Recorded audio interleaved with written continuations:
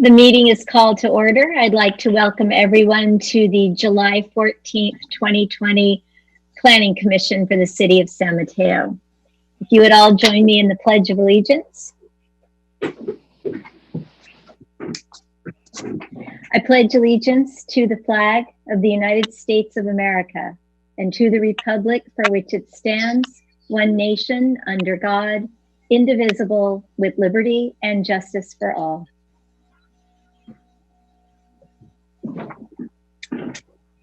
Erin, would you call the roll, please? Yeah, and may I ask Mr. Gary Black from Hexagon, could you please turn off your camera? Thank you. Okay, roll call. Commission Chair Ellen Mallory. Present. Vice Chair Ramiro Maldonado. Present. Commissioner John Ebnetter. Here. Commissioner Mike Etheridge. Present. Commissioner Maggie Williams. Present. Thank you. I'm going to read some reminders here so that our public can be involved in our meeting. Due to physical distancing protocols in place at this time, we continue to encourage public participation remotely. Information on how to provide public comment is explained at the bottom of the published agenda. There are two ways to participate. Join the Zoom meeting by clicking on the link at the top of the agenda. Use the Raise Your Hand button to be called on at the appropriate time. Phone-in participation can be done by calling 408-638-0968 with the conference ID 840-2206-5111. And when the item of interest is opened for consideration, press *9 to raise your hand to be called on. These options for public comment will remain available until I close the public comment period for that specific item.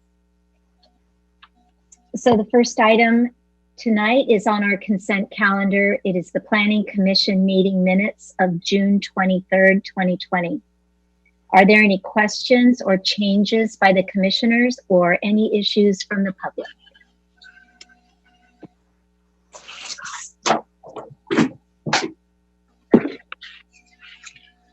I see no hands raised. Is there a motion to approve? I motion to approve the minutes from the last meeting. I second it. Thank you. All those in favor, aye. Aye. Aye. Aye. Aye. Aye. And those opposed? Motion carries 5-0.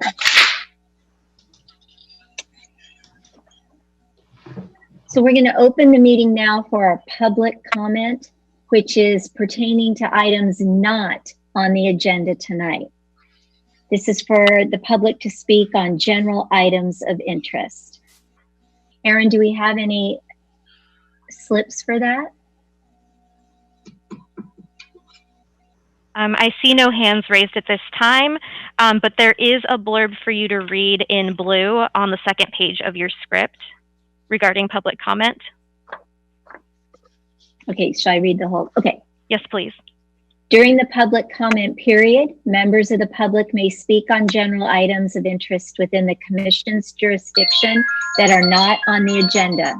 Each member of the public may speak for a maximum of 3 minutes with a maximum of 15 minutes for the entire public comment period. The Commission shall not act on or discuss any matters raised during the public comment period, which are not on the agenda, but shall refer such matters to staff for review and or request such matters be placed on a future agenda.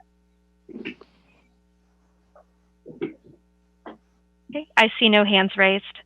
Okay, thank you. We will close public comment. And we'll move on to our public hearings on our 2 agenda items.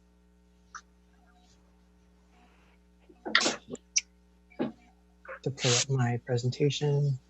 So the first item tonight is modification to 1650 South Delaware. Rendell? Just want to confirm that you can see the screen okay? Yes. Perfect. So thank you, Chair Mallory, and members of the Planning Commission. My name is Rendell Bustos, Acting Senior Planner, presenting on Agenda Item 2, Modification to Plan Application PA 2017-066, 1650 South Delaware Street Apartments. The purpose of this item is to review modifications to a previously approved plan application, which is currently under construction. For some background on the project, the original project was approved unanimously by the Planning Commission in August of 2018. Building permits for construction were then issued by the city in December of 2019. And while under construction, the developer reached out to city staff proposing changes to the approved design. I should note that historically, city staff has approved minor design modifications without bringing it before the Planning Commission. However, in review with the City Attorney's Office of the Municipal Code and the adopted conditions of approval, staff thought it would be appropriate to bring this change back to the Planning Commission for approval. So as a next step, if approved, the developer would go back to the Building Division for a permit revision. So as mentioned, the subject project is located at 1650 South Delaware Street, consisting of a 5-story, 73-unit apartment building where most recently the AAA offices were located. The project is immediately adjacent to the Station Park Green development to the south and the west, the post office to the north, and the 19th Avenue Park neighborhood to its east, which is a single-family neighborhood. Construction is ongoing, and here are some aerials of the construction site sent by the developer in June of this year. This particular modification would modify the roof design in the area highlighted in yellow. To accommodate additional solar panels, the developer has requested to remove the highlighted cross gables and continue the primary roof design. No changes to the building height, density, floor area, or other building measurement are proposed. Shown on this slide is the affected facade, which is the southern elevation. This is the elevation approved originally. And under this modification, 3 cross gables at the center of this elevation would not be constructed. And instead, the primary roof form would continue. This drawing also shows the approximate area on which the solar panels would be placed on if approved. And here's the street elevation showing the degree to which the modification would be visible from the street level, as pointed out by the blue arrows. So to conclude, staff is requesting that the Planning Commission find the modification exempt from CEQA as an infill categorical exemption and approve the site plan and architectural review modification for the revised roof design. This concludes staff's presentation. Happy to take any questions. The applicant, Dave Wolber, is present this evening. He will not be making a presentation, but he's happy to answer questions as well. Thank you. Thank you, Rendell.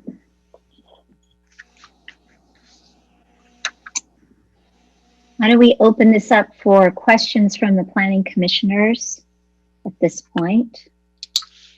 And is there anyone that has a question that wants to start, or would you like me to make that selection? I have no questions. I have no questions. Or do I? I have a quick question. Go ahead. Okay, so it's kind of a moot point because it's not necessarily, doesn't look like it's being changed, but from the roof plan that I was provided, it looks like the whole mechanical well is recessed, and all those, I guess they're condensing units, all the equipment that's on the roof is like, that's not changing. They're not visible. So I guess I just wanted to confirm that. Sure, and Dave, feel free to chime in if I'm incorrect. The only modification is to the cross gables. So, you know, it's already approved with the mansard roof, which effectively hides the roof equipment. So that would not change. Mm-hmm.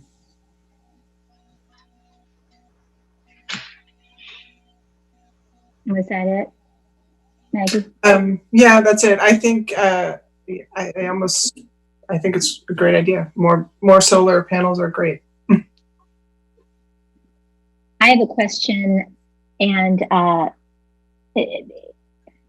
just wanted to know why this change was considered now versus when we were doing this and it was in the design phase.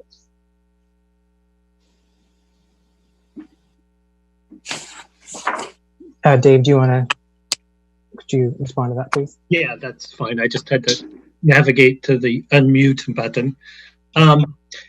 So back in 2018, when this was being developed, or the plans were being developed and presented to the Planning Commission and staff, we were using an architectural and engineering team that was evaluating this. And at the time, the opinion of the team was that it was a kind of a costly endeavor.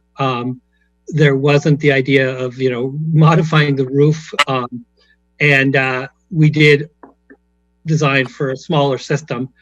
And if we fast forward to earlier this year, we are now under construction, and we've engaged. We bid it out, and we found some specialty solar consultants who, designed the required 5 kilowatt system, and then started suggesting that was a very costly system because of its such a small scale, and began making suggestions on how to increase the efficiency. And came up with this idea of removing these gables and expanding the system such that the scale was larger and far more economical. And we really liked that idea. Back when we were getting this plan approved, the Planning Commission asked us to look at adding more solar, and so we're following through on that request, and that's how we got to the place we are now. Hey, thank you. Actually, I do have another question. Just to clarify with the mechanical well, as I was commenting on, I meant to ask, there's also more purple areas shown that are within the mechanical well. So it kind of indicates that in addition to that big flat, or not flat, but the long linear roof, you're also adding PV to within the mechanical well also. Is that right? That's correct. Great. That's a lot.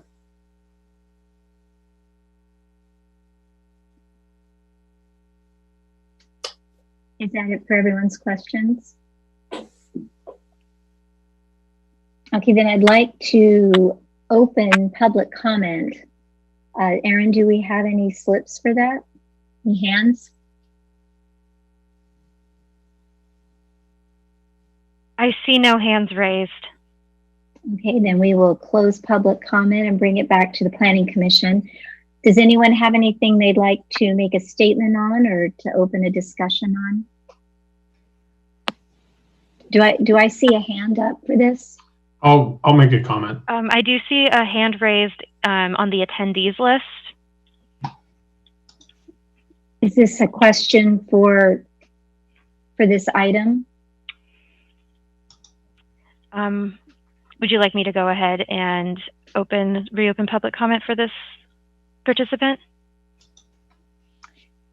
Well, given that I'm not real swift on monitoring all the hands and things, so let me open public comment. Let's find out if this is a question for this item. Okay. So this speaker is E. Powell. I have unmuted your microphone. Can you please speak so we know you're here? Hi, yes, this is Erica Powell from Central Neighborhood, and it's literally going to take me 10 seconds. I just want to say I'm so pleased with the design, and I'm really excited. I know I actually had a brief conversation with the developer a long time ago. It's probably been a year and a half, and I'm so excited about the way this project is coming out, and so just wanted to say something positive about it. So thank you for your time. Thank you. So we'll close public comment at this point. Okay. Commissioners. I see no hands raised. Thank you. Commissioners, do you have any comments or discussion on this item? Through the chair, I was, looking at the change and the elevation. It is quite a bit different than as approved, but given the context which was presented to us that it is not street facing, and of course the great benefit of incorporating solar into this large project. I think it's a good change, and I plan to support the modifications. Thanks, Mike. John, do you have any comments? No, I just want to thank the applicant. Love to see this addition to the project, and I am ready to make a recommendation, and when everyone else is. Ramiro? I want to concur that, I like the addition of the solar panels, the increased addition of the solar panels, because I believe in the original design, there was a small portion of solar panels. So I like the environmental impact that the panels have, and looking forward to making a recommendation. Thank you. Margaret? Yeah, I do have a comment. I actually think it's not, I'm torn. I almost like it better, I think, without all the gables, and that it's a little bit simpler. But I also was wondering if there was any consideration for removing any on the other side for consistency. I don't feel like it's really critical, but it would be more consistent, I guess. So I don't know if the applicant had any thoughts about that.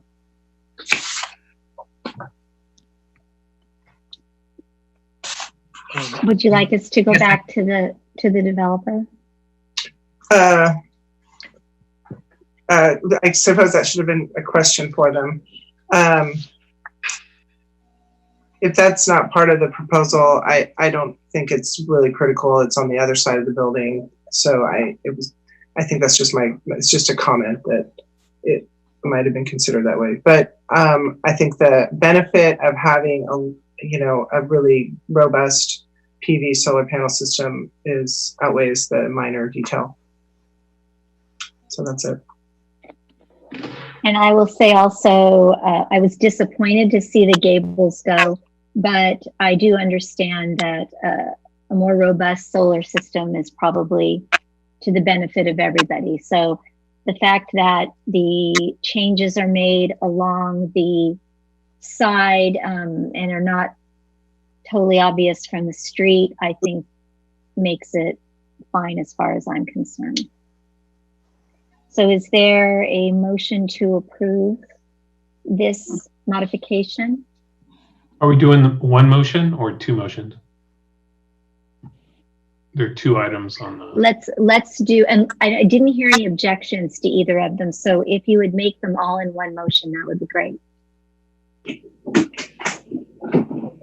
Okay, I'll make a motion to approve the modifications to PA 2017-066, 1650 South Delaware Street Apartments by making the following motions. One, find the modification exempt from the CEQA as a Class 32 Section 15322 infill development project's categorical exemption, and secondly, to approve the site plan and architectural review modification for construction of a revised roof design.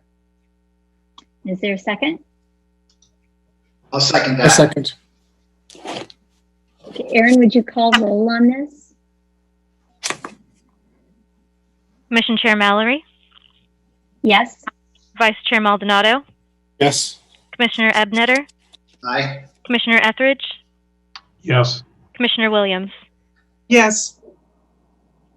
Thank you. Motion passes 5-0.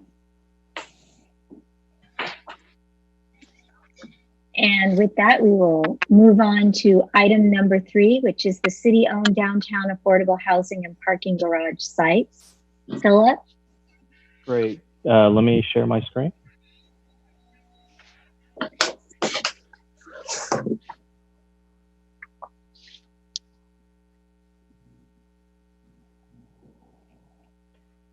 Could you just confirm if you're seeing the correct screen, please? Yes. Great. We see your notes. Oh, you see my notes. Okay. Like You're not, going to go up to display settings. Yes, I'll Go. swap the Swap to screen. presenter. Great. Let me just move this around. Well, before I begin, good evening to Chair Mallory and the Planning Commission. I did want to make note before I begin my presentation that I sent a revised findings attachment, findings for approval attachment 1.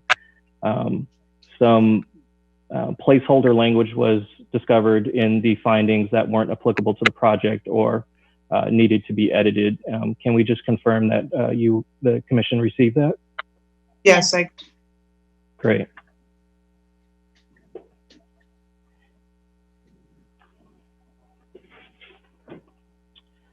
I want to make note that tonight's presentation will be a joint presentation between staff and the project design team.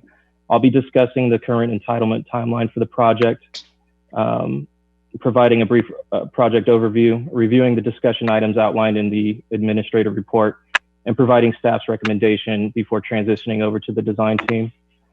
They'll be providing a development overview and timeline. They'll go over in detail the design feedback that's been received and how the design has been further refined in response and responding to any questions the commission may have. Tonight, staff will be asking the Planning Commission to provide a recommendation to the City Council to approve the project.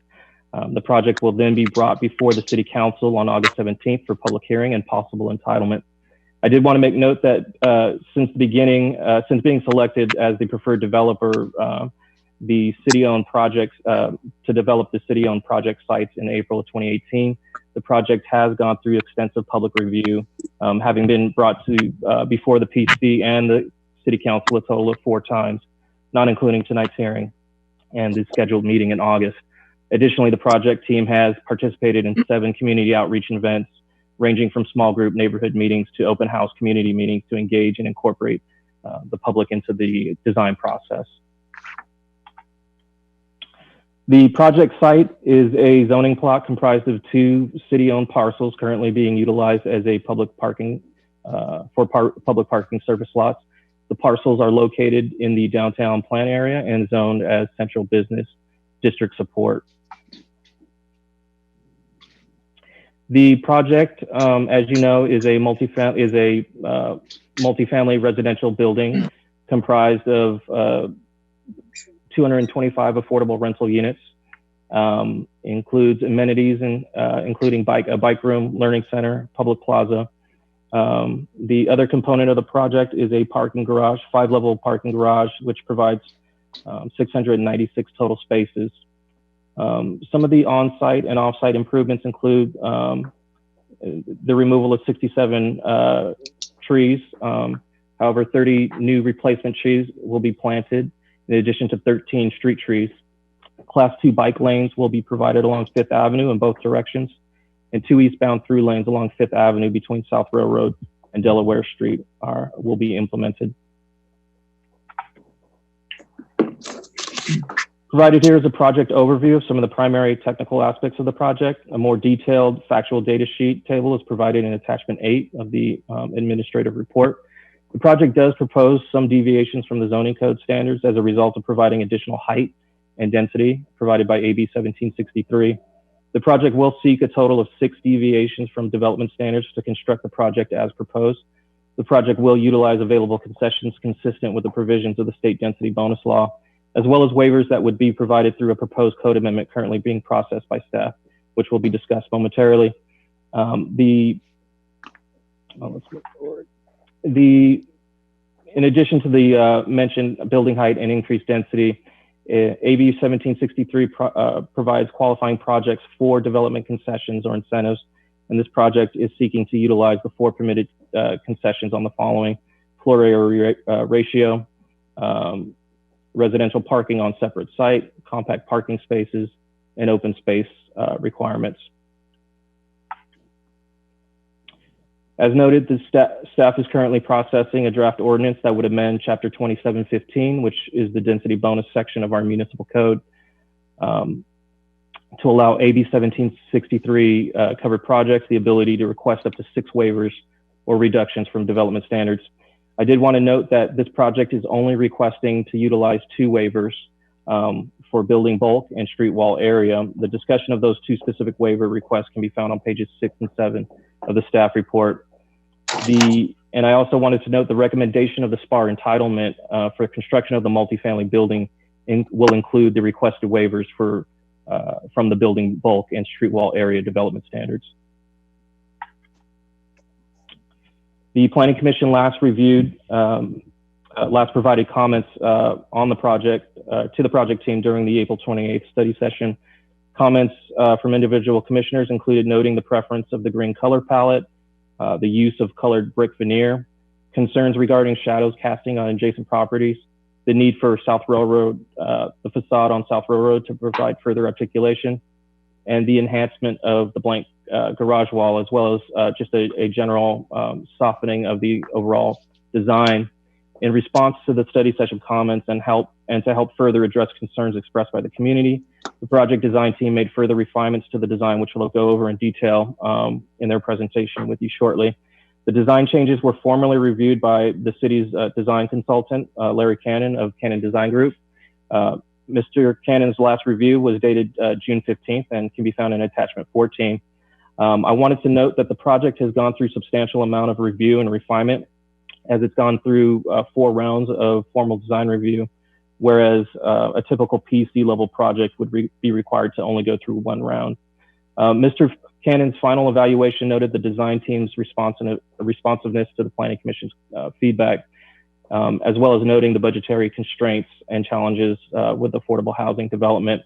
His concluding comments noted the chosen color palette and material selection and attention to detail will be successful, and that he had no further recommendations.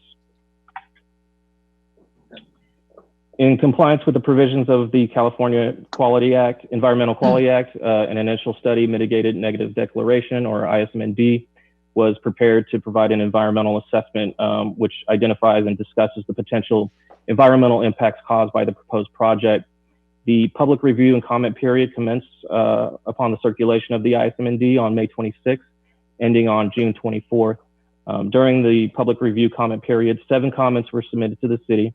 The comments generally did not raise specific environmental issues related to the adequacy of the ISMND.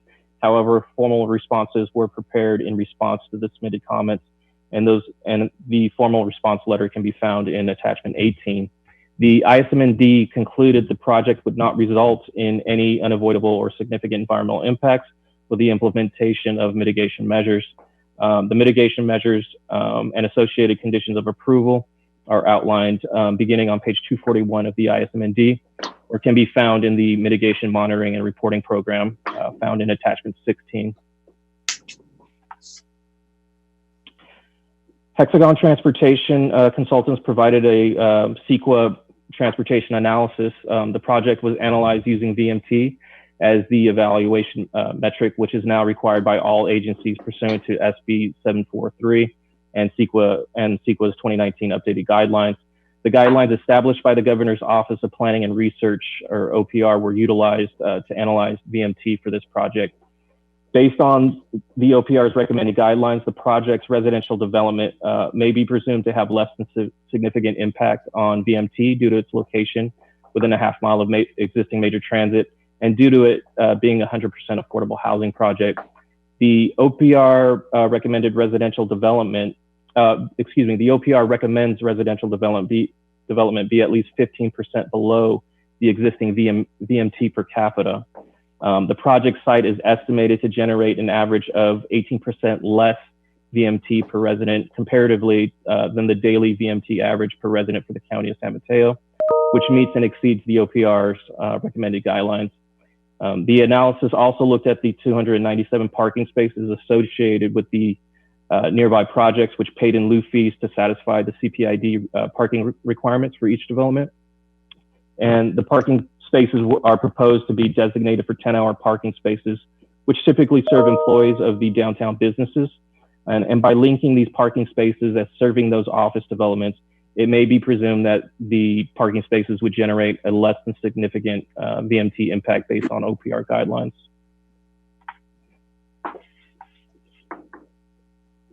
A general plan conformance transportation analysis was also conducted by Hexagon to identify any potential transportation issues related to the project and to review the proposed site access and circulation, including the evaluation of 26 intersection operations. The analysis concluded the implementation of the following physical improvements would eliminate substantial increases, intersection deficiencies and queuing.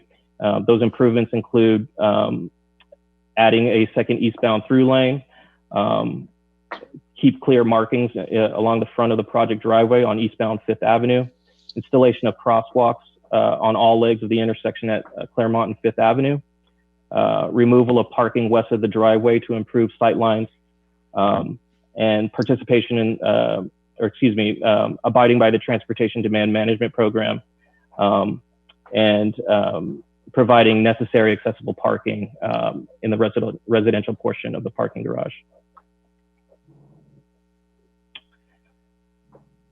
We can revisit these after the project design team's presentation, but staff is recommending that the Planning Commission recommend adoption of the ISMND and the approval of the necessary entitlements, and we'll revisit these with the once the design team's presentation concludes.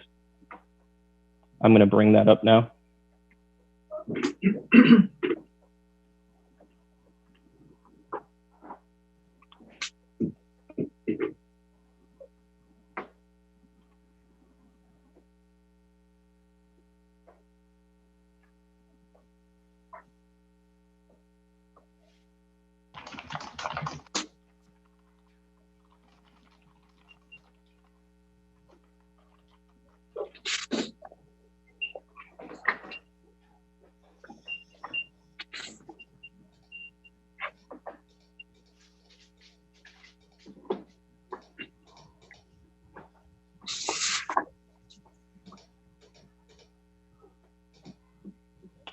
Are you able to see the presentation screen?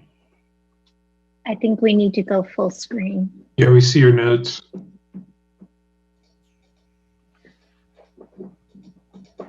How about now? Yes. Yep. Great.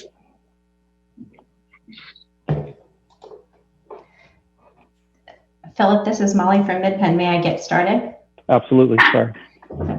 Good evening, commissioners. My name is Molly Neighbor, and I'm a senior project manager at MidPenn Housing. Together with David Israel, who's a principal architect at BA Architects, I look forward to demonstrating how we've implemented your feedback and that of the community to improve the design of the workforce housing and public parking proposed at the downtown San Mateo opportunity sites. Our hope dialogue tonight regarding the design of the proposed housing and public parking, as well as our efforts to mitigate any environmental impacts caused by the delivery of these community assets, compels you to recommend the development for council approval next month. Next slide, please. David and I are joined by our colleagues from MidPenn, Nevada Merriman, Director of Housing Development, and Jan Lindenthal, Chief Real Estate Development Officer, and from BAR Architects, Bradley Sugarman, Associate Architect. Also, not on this slide, but very much part of this public-private partnership are members of the city staff, including Kathy Kleinbaum, Assistant City Manager, and Sandy Council, Housing Manager, with whom we worked closely since City Council selected MidPenn to implement their vision in April of 2018. Next slide, please. This would be the 6th community that MidPenn develops in your city.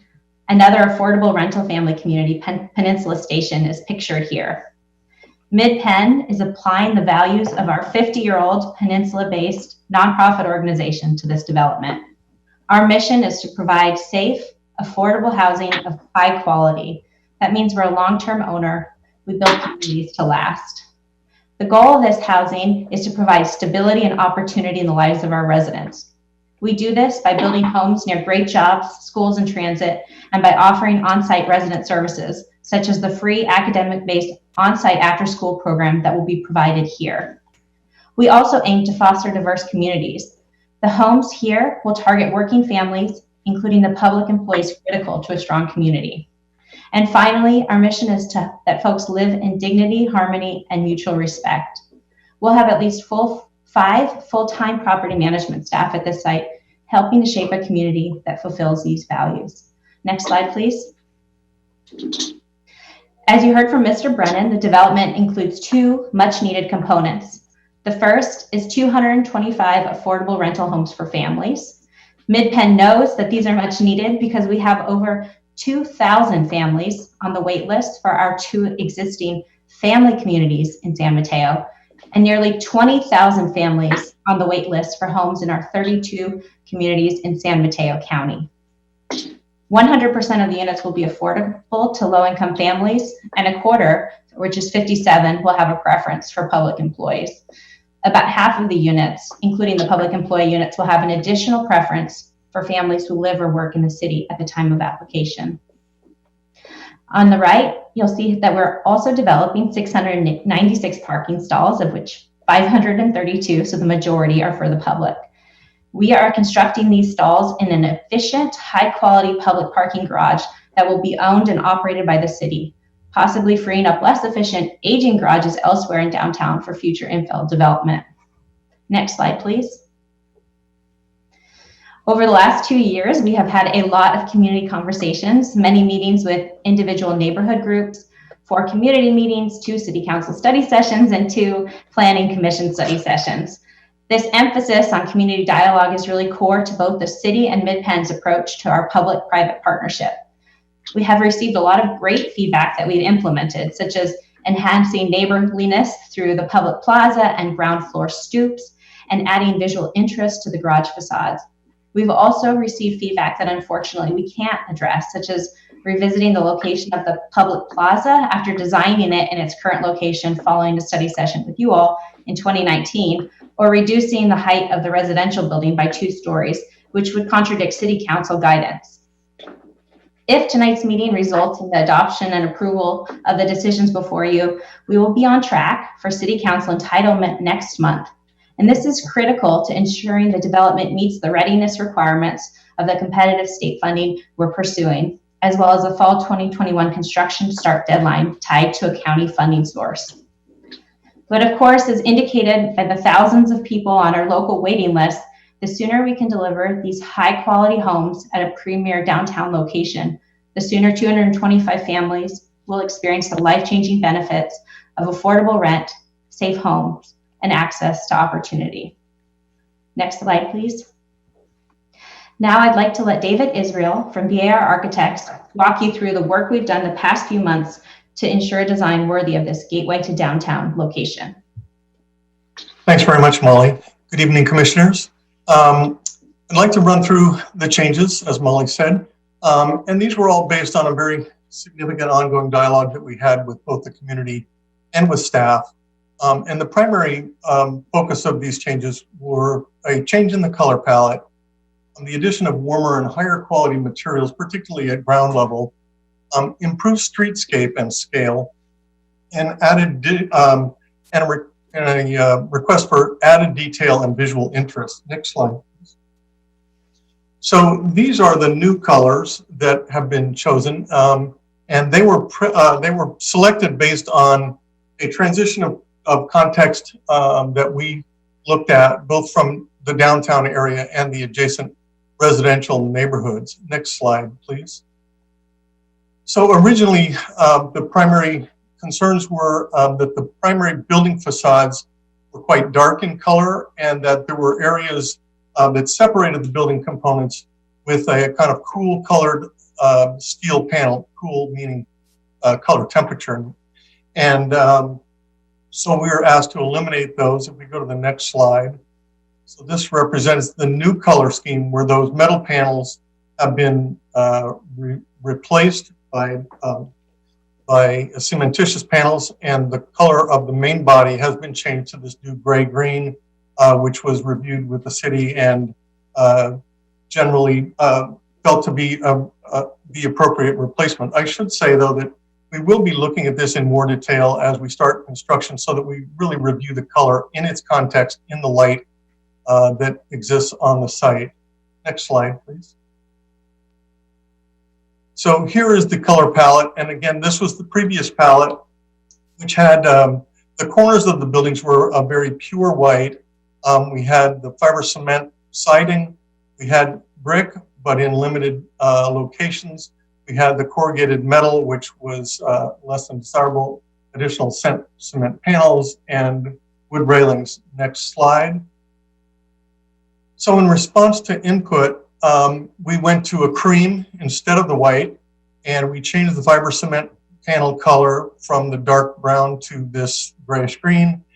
The brick, we added brick at essentially the entire ground floor level, and we eliminated the metal panels, and so that increased the cementitious panels and kept the wood siding.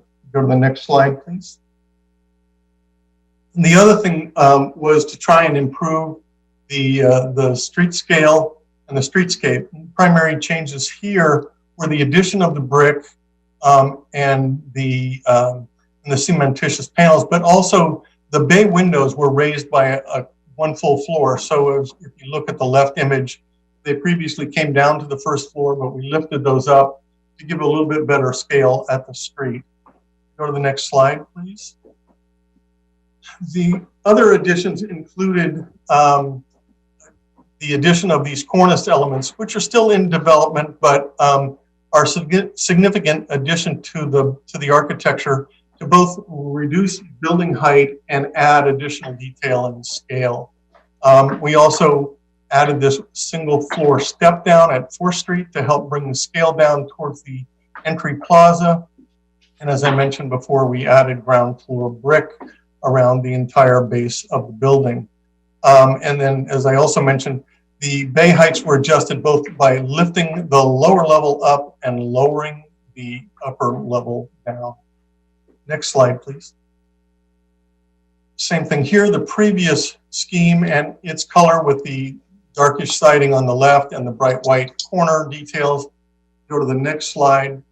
You see the change that has been made, change in coloration, the cream added to the color, the corner elements, and the addition of the cornice, of the corner element, the cornice. And if we go to the next slide, please. Then on the facade facing South Railroad, again, the addition of brick there, and it's brought to our attention that particularly because of the color scheme we had before with the dark brown and the panels around the windows, there wasn't much contrast, so it tended to minimize the expression of these sort of bay-like elements. So we changed in the coloration. We have more contrast now and added the sunshades and the contrasting fiber cement panels. So those are the changes facing the South Railroad. And then if we go to the next slide, there's also some discussion about the initial pattern that had been proposed for the side of the PG&E substation. And just as a reminder, the PG&E substation is a fully secured facility where we cannot gain access over time to do maintenance in that location. So we've chosen a variegated concrete block pattern that provides articulation and integral color that ties to the building's general color scheme, and we think breaks down that facade and articulates sort of its structural pattern. Go to the next slide. You can then see the differentiation between what is there now and the PG&E substation and that articulated parking structure wall at the lower slide. Next slide, please. So from our perspective, we are at a pretty extraordinary moment given all the issues that are coming on, and there's just a real need to future-proof this development. And we're looking at doing that through a few processes and methodologies. One would be to provide systems that really try to help ensure a healthful living. We're doing that through both the incorporation of high-performance mechanical filtration, but also at the same time providing natural ventilation in all the habitable spaces. So people on whichever building facade they're living in, they have the choice of either opening their windows and getting ventilation that way, or taking advantage of mechanical filtration systems, which will be high-performance filtration. We're also providing a variety of open space alternatives to residents, so when they want to get out of their units and want to enjoy the outdoors, we have a variety of spaces, including the rooftop garden and the the lower level courtyard. And we also are enhancing the building wall and window assemblies along the railroad to deal with the obvious noise and potential vibration intrusion there. So both of those are being addressed to differentiate or to help mitigate that issue. And this is something we've done on a number of projects locally. So we're quite familiar with this issue. We're also developing an all-electric project in response to current sustainable trends so that it's all supported by rooftop solar and eliminates the impacts of natural gas. And then we're trying to ensure through this development that we provide an opportunity for social diversity, equity, and inclusion. I think, Molly, I'll let you conclude. Thank you. Philip, next slide, please. So we think that we've met the city's goal of maximizing affordable housing and public parking at this site in a well-designed development that has been largely well received by the community. And we've worked hard to change what can be changed, what we've heard needs to be changed, and mitigate what we can't change. So with that, I'll conclude our presentation, and we look forward to your questions and comments.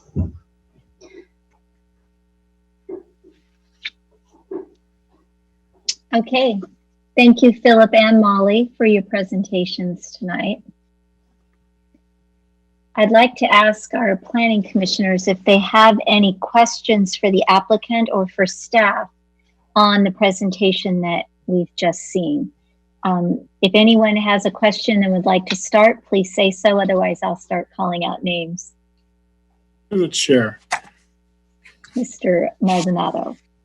I have a question for staff.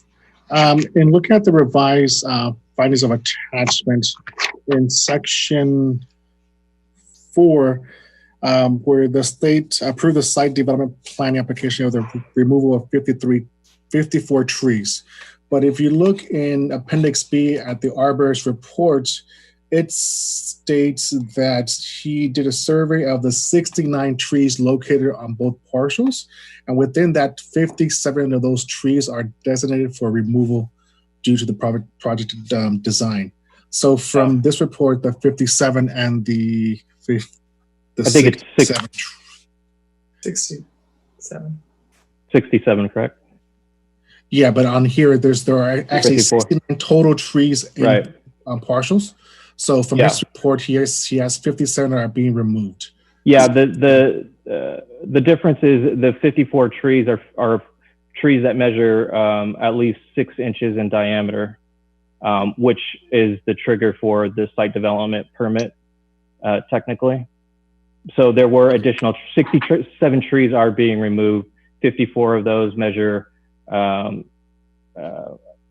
a diameter of 6 inches or greater.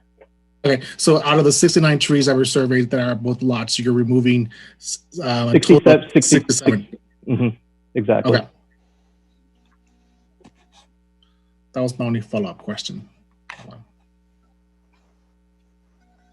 Does anyone else have questions, or should I call names? Margaret, how about you? Thanks, Mike. Margaret, do you have questions? Not a lot, but just one thing came to mind when the applicant talked about natural ventilation and I think it was high filtration HVAC systems. I don't know if the mechanical system is sort of above and beyond what's required by Cal Green or by the building code. I would be interested to know that. And regarding natural ventilation, I'm actually just looking at the enlarged unit plans, and I know these are design level drawings at this point, not construction documents, but it would be interesting. I just would really like to see the windows be as wide, like operable. The operable portion of the windows be as large as possible. I'm assuming there's sliders probably, but is there anything they can tell me, the applicant or the architects can tell me about the windows. Sure, and apologies for that. These are elevations that haven't been studied fully yet, and so the plans just have not been updated, but there are very strict requirements for both glass area and ventilation in the standards that we will be meeting. So all the units will have, every bedroom will have an operable window, every room will have, every primary room will have an operable window, and will have light and window window sizes that match what you're seeing on the rest of the elevation. So all the bedroom windows are the same, and the basic living room windows are essentially the same, unless there's an extenuating circumstance. Are they sliders or casement? Sliders. Mm-hmm. Thank you. John, did you have any questions? Sure, thank you, Chair.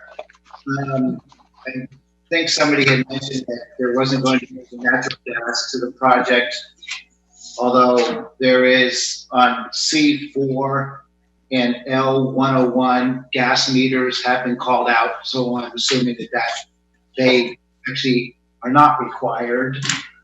I have a question on the trash management within the building. Your trash chutes on each residential floor. There's only 2 chutes, and I don't know if the city has updated any of their requirements to have recycling, waste, and compost.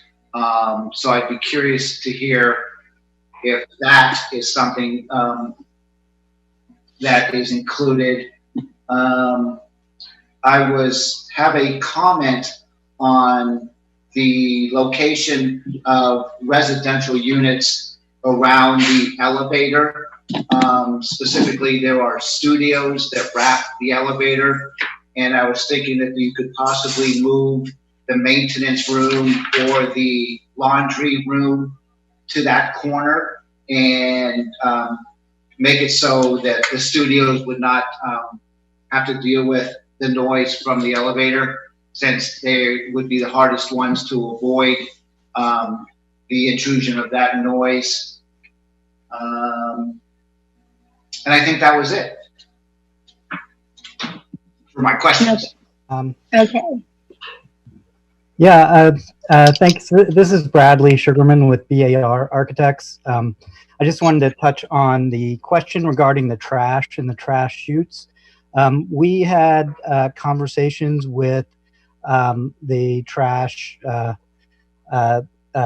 district, the local San Mateo Trash and Recycling group, to look at this project and determine how many chutes we should have, how much storage space we should have, and we had that reviewed by them as part of this process. We also are working with American Trash Management, who's a trash consultant who advises on the quantity of trash chutes. So we feel confident that the location and the quantity of chutes are appropriate for the project.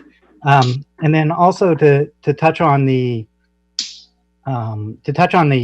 elevator and the unit next to the elevators, we do that. It happens quite a bit especially when we're trying to, have as many units as we can in an affordable housing project.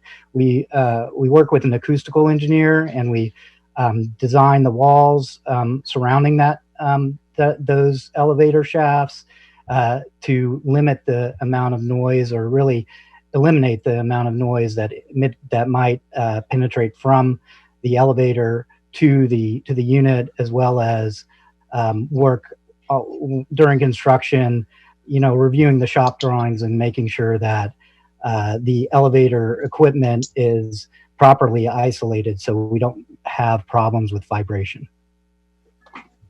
Great. To me, it just looked like an opportunity where you may be able to switch a couple of units around, which might make it even less expensive to build an enclosure around the elevator. But you guys are the architects, so we can take a look at it for sure. Yeah, once we get into the next phase. Sure. Thank you. Thank you, John. I had some questions, and I'll just sort of start and maneuver my way through.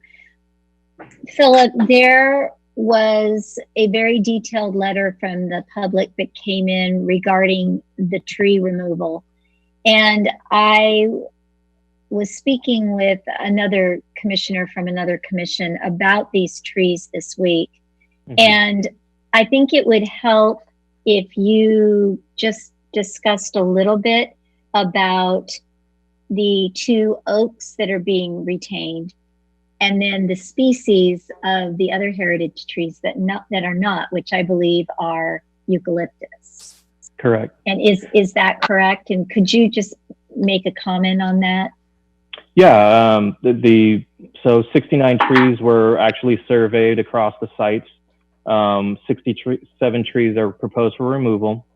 6 of the trees that were surveyed were deemed heritage trees. The 4 eucalyptus trees were deemed heritage trees due to size.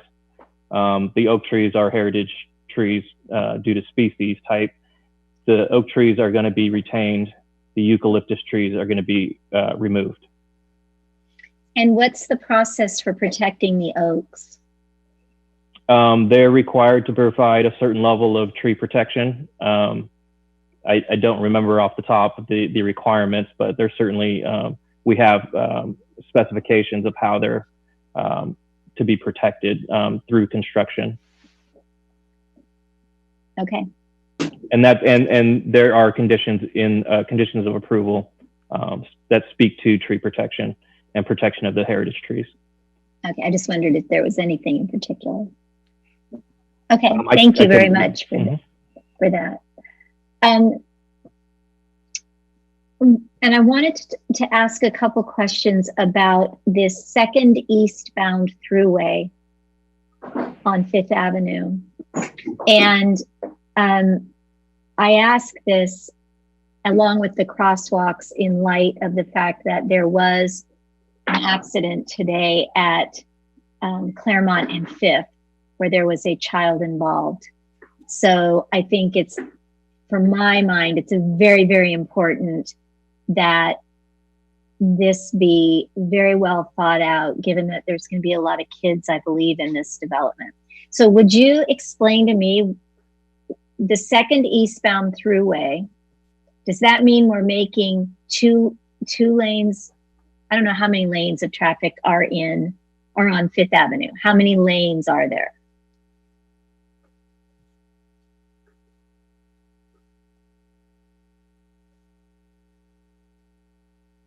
Is anybody with me? I'm sorry, I was on mute. I'd like to defer to our Public Works Department to respond to that. Okay. Those questions. I believe we have Karen from Public Works. Yes, hi, I'm Karen. I'm the project engineer from Public Works. So currently on 5th Avenue, there's 1 eastbound lane and 1 westbound lane.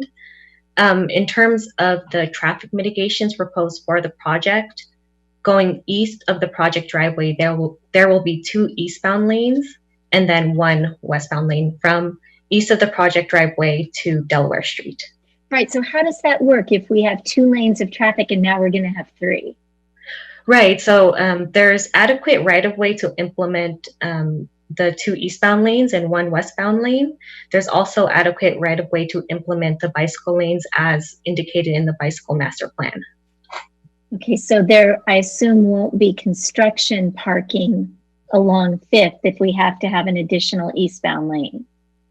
Is that right? Yeah, correct. There would be removal of parking as part of implementation of the restriping.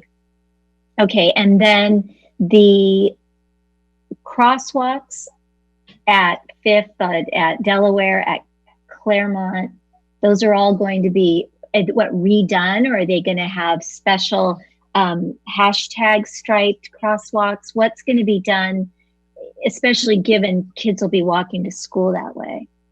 Right. So at 5th and Claremont, I don't think there are currently any crosswalks. There is a condition of approval to implement crosswalks in all directions on 5th and Claremont. We can certainly refine the design if we want to do the high visibility crosswalks with the hashing that you mentioned. So we can further refine the design during building permit stage, but there is a condition of approval to implement those crosswalks. And would the condition of approval be changed to include high visibility crosswalks? Is that something that we should do now, or is that something that can be addressed at a later date? We might be able to make the condition of approval more specific. Right now, it's kind of flexible where it says that the design drawings will be prepared by an engineer and then it will be approved by the city engineer. So we do have that flexibility, but we can make it more specific if needed. Okay. Well, in your opinion, is that something that we need to do now, or is that something that we can bring up during a different phase? I think we can do that now as a condition, and then once again refine the design more during building permit stage. So prior to the project going to council, we can amend that condition of approval. Okay. Thank you for that. I have a question on, it's page 7 of the conditions of approval, and it's number 24, the parking garage layout.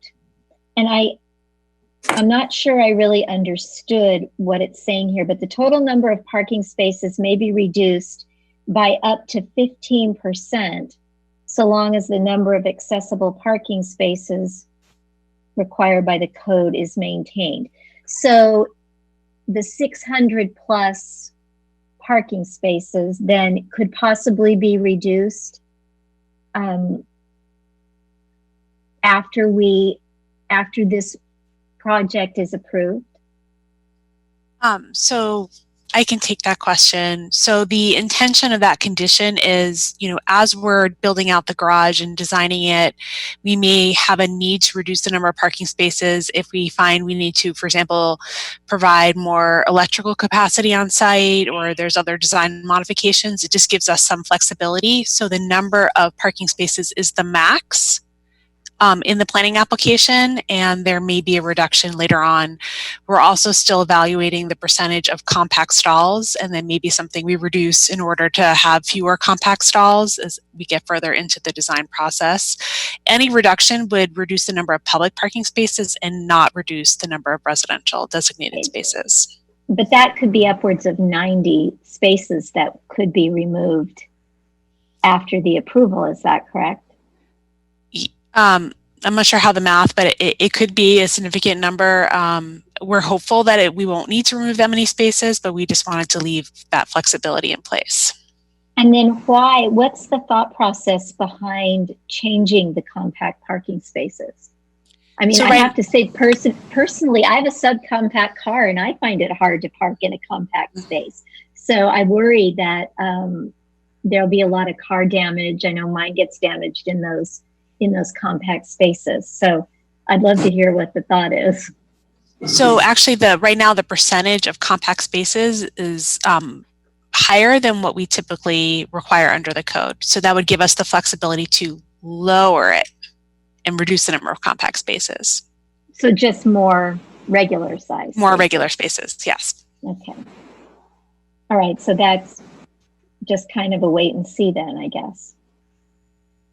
Okay.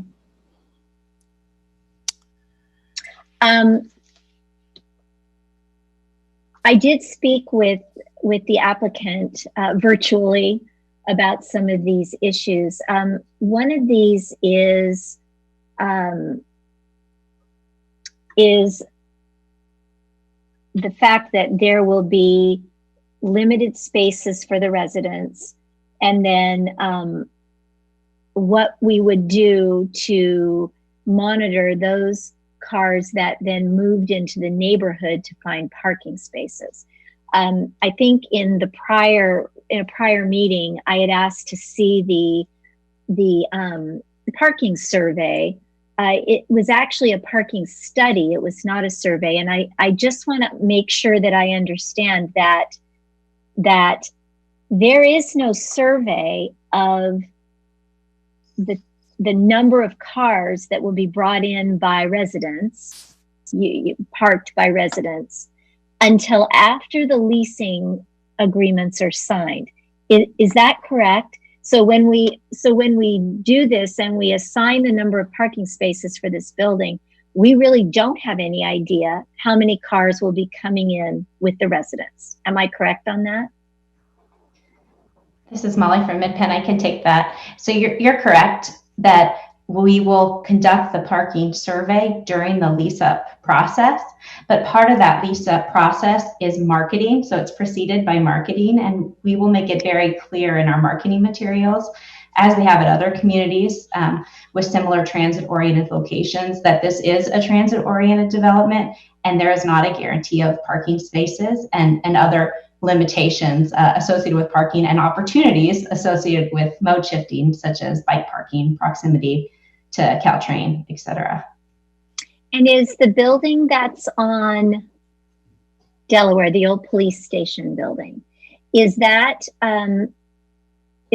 managed in the same way that there's a limited number of parking for residents there as well? There is a limited number of parking on that site. I believe it's closer to a 1-to-1 parking ratio, and it is a enclosed shared parking garage with the neighbor. Yeah, okay. And then has there been any issue in the neighborhood, in the Fiesta Gardens neighborhood?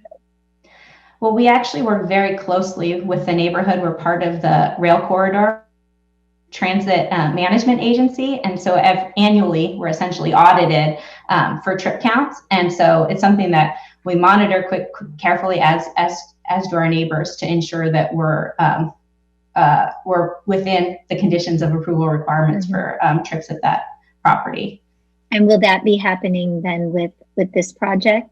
In their conditions of approval, there is a listing of the potential another transit management agency to be developed, but it's to be determined if that downtown, if it's kind of a similar association was created downtown, then we would be required to be part of it and participate in that same reporting. Okay, so that would, if there is one, it would be a downtown group. Essentially, I'd certainly let the city staff members speak more specifically to that particular condition if they wish. Okay, thank you. Kathy, can you address that? So it is a requirement right now of the downtown plan that all projects that are developed in the downtown pay into the potential for the future development of a downtown transportation management agency, or I forgot what the A stands for. We are, I think, looking at that as part of the general plan process and whether that condition still makes sense or whether it makes sense to have more of a citywide effort. But all projects that are developed in the downtown currently do pay a fee towards the possible starting of that agency, although it has not been commenced yet. Okay. Okay, so there won't be really any monitoring for that. I'm just thinking of the neighborhoods and how we would handle that. So I do want to bring up that we are planning to have a shared parking agreement for the public parking spaces in the garage to have any overflow residential parking first and foremost go in the parking garage. Go somewhere. Okay. Charity, you may want to mute yourself. Sorry. Sorry. Thanks, guys. So we're hopeful that with this shared parking arrangement that there won't be spillover parking impacts on the surrounding neighborhood from this development. Okay. Okay. Just wanted to get that out there. And then my last questions, and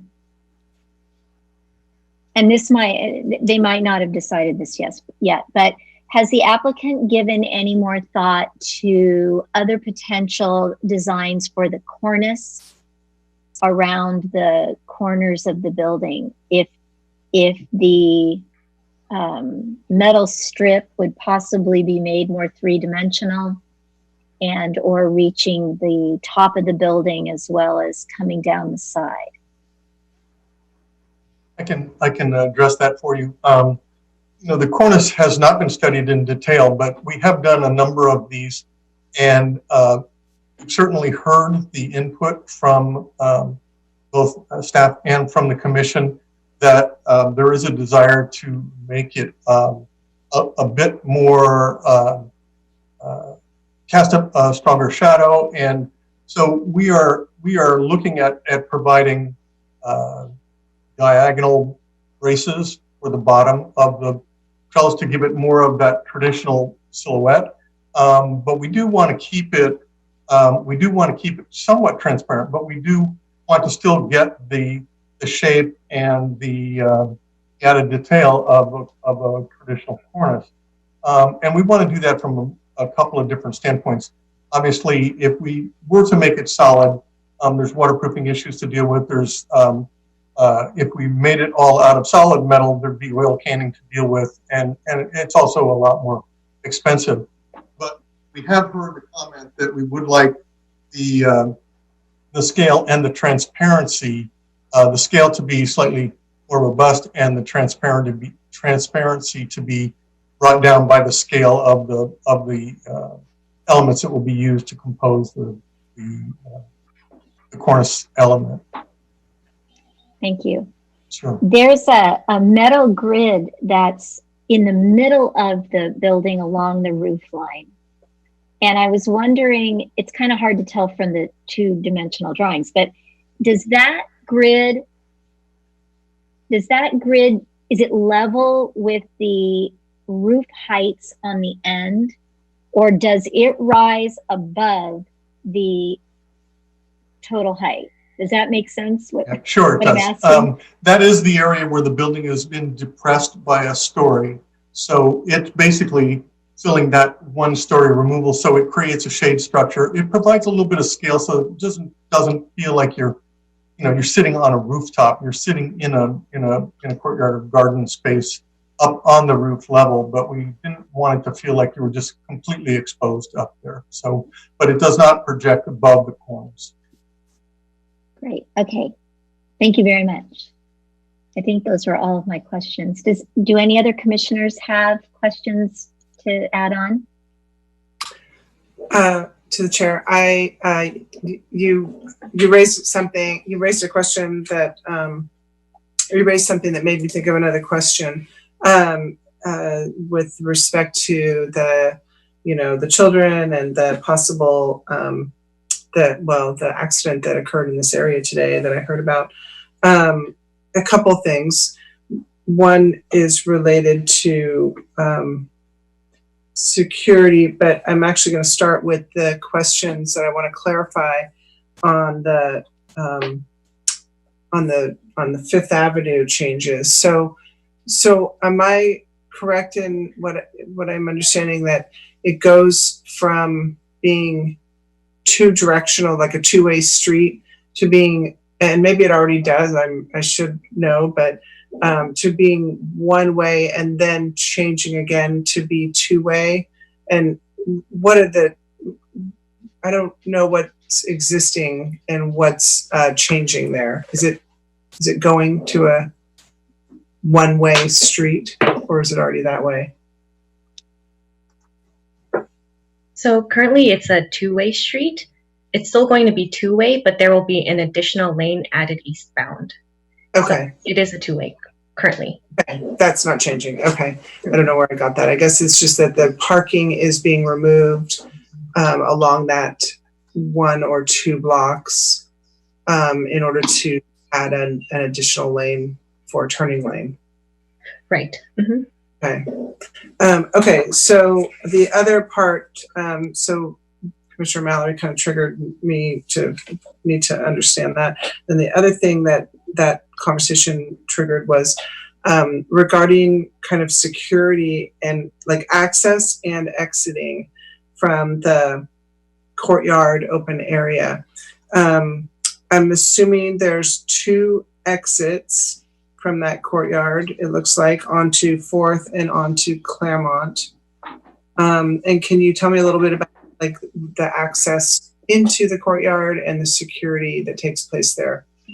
Yeah, just to clarify, the access point to the courtyard on 4th Street is a direct access into the courtyard, and we'll have a security gate and so forth. There is actually about a 4-foot grade differential between South Claremont and the courtyard. So while there is the opportunity to be able to look into the courtyard and enjoy the view into the courtyard and vice versa, there is not direct access from the courtyard to South Claremont. There'll be a railing there. Is that a required exit though from? No, it's not. Our exits are directly from the stairs. So from the courtyard, you don't need a second exit? Hey, David, if I can Go ahead, Bradley. jump in. Yeah, yes, there is a second exit from the courtyard, but it is through the stair. So we have one exit that goes out towards 4th Avenue that's flush with grade, and then the other exit, you enter the stairwell and go down and then out to Claremont. Okay, and then you'd exit to Claremont from the stairwell. That's correct.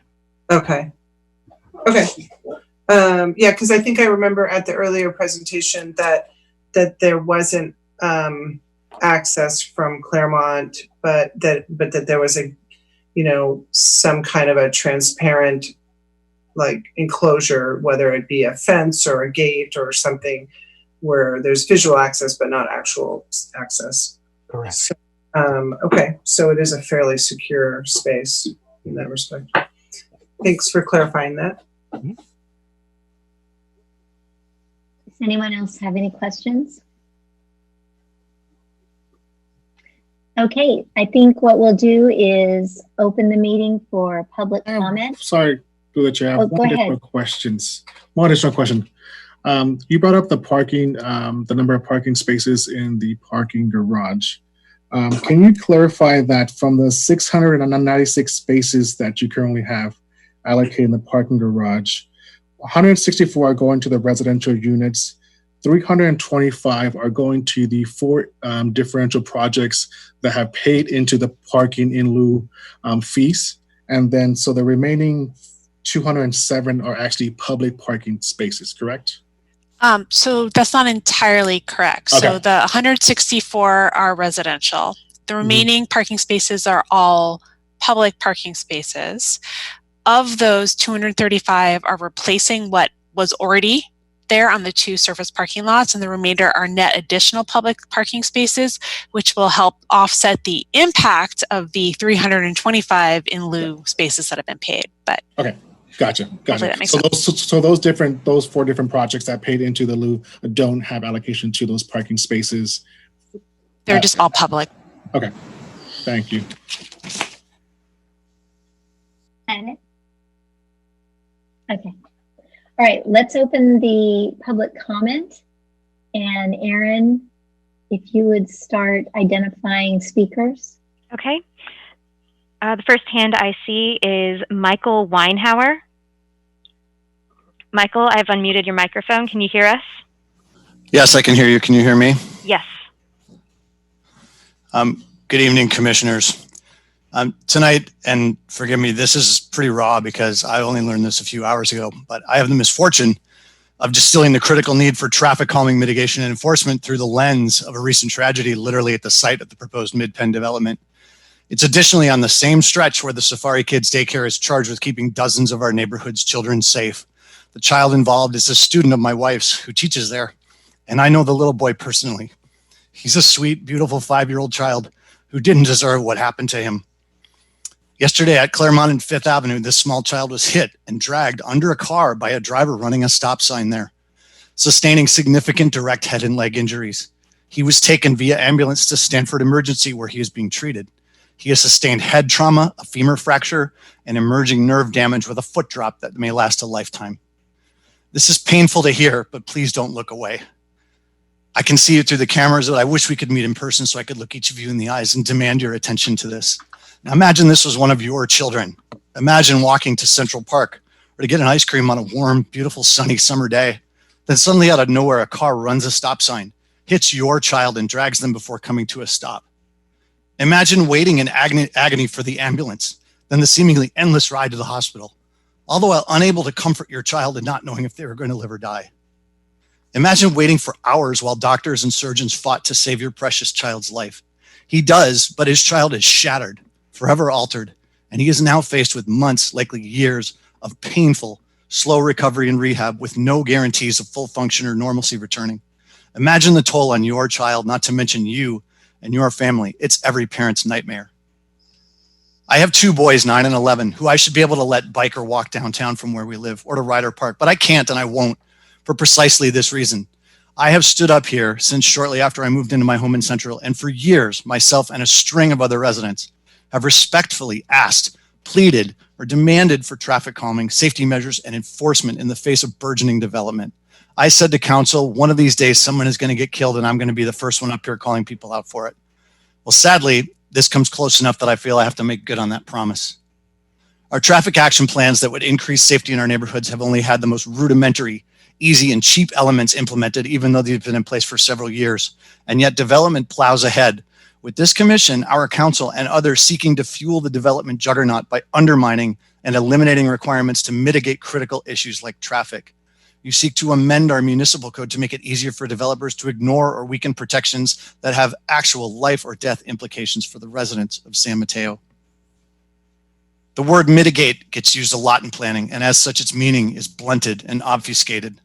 The next time you hear that word, I want you to substitute for it the phrase, sufficient to prevent a small child from being hit and dragged by a car, sustaining life-threatening permanent injuries.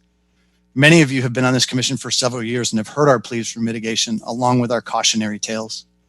Every project approved based upon a report or some claim from Hexagon that says traffic issues are insignificant or sufficiently mitigated, you need to say to yourself, traffic issues are insignificant and are sufficient to protect the next 5-year-old child from being hit and dragged by a car, sustaining life-threatening and permanent injuries. And if you approve that and are okay with that, it makes you, on some small level, accountable for tragedies like this. Every project you subsequently approve with similar language without taking action to prevent it causes you to bear some measure of responsibility for this child's injuries and suffering and everyone that comes after it.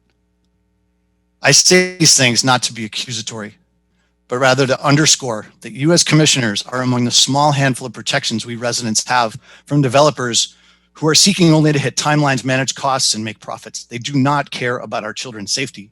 This isn't about NIMBYism or affordable housing or any of that. This is about a basic failure to protect the most vulnerable in our community, our children. May this tragedy give you new perspective and spur you to real action. Forget timelines, approvals, costs.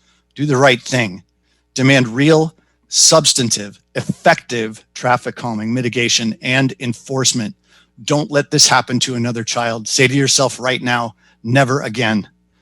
The power and responsibility sits in your hands tonight. We and our children are all counting on you. Thank you.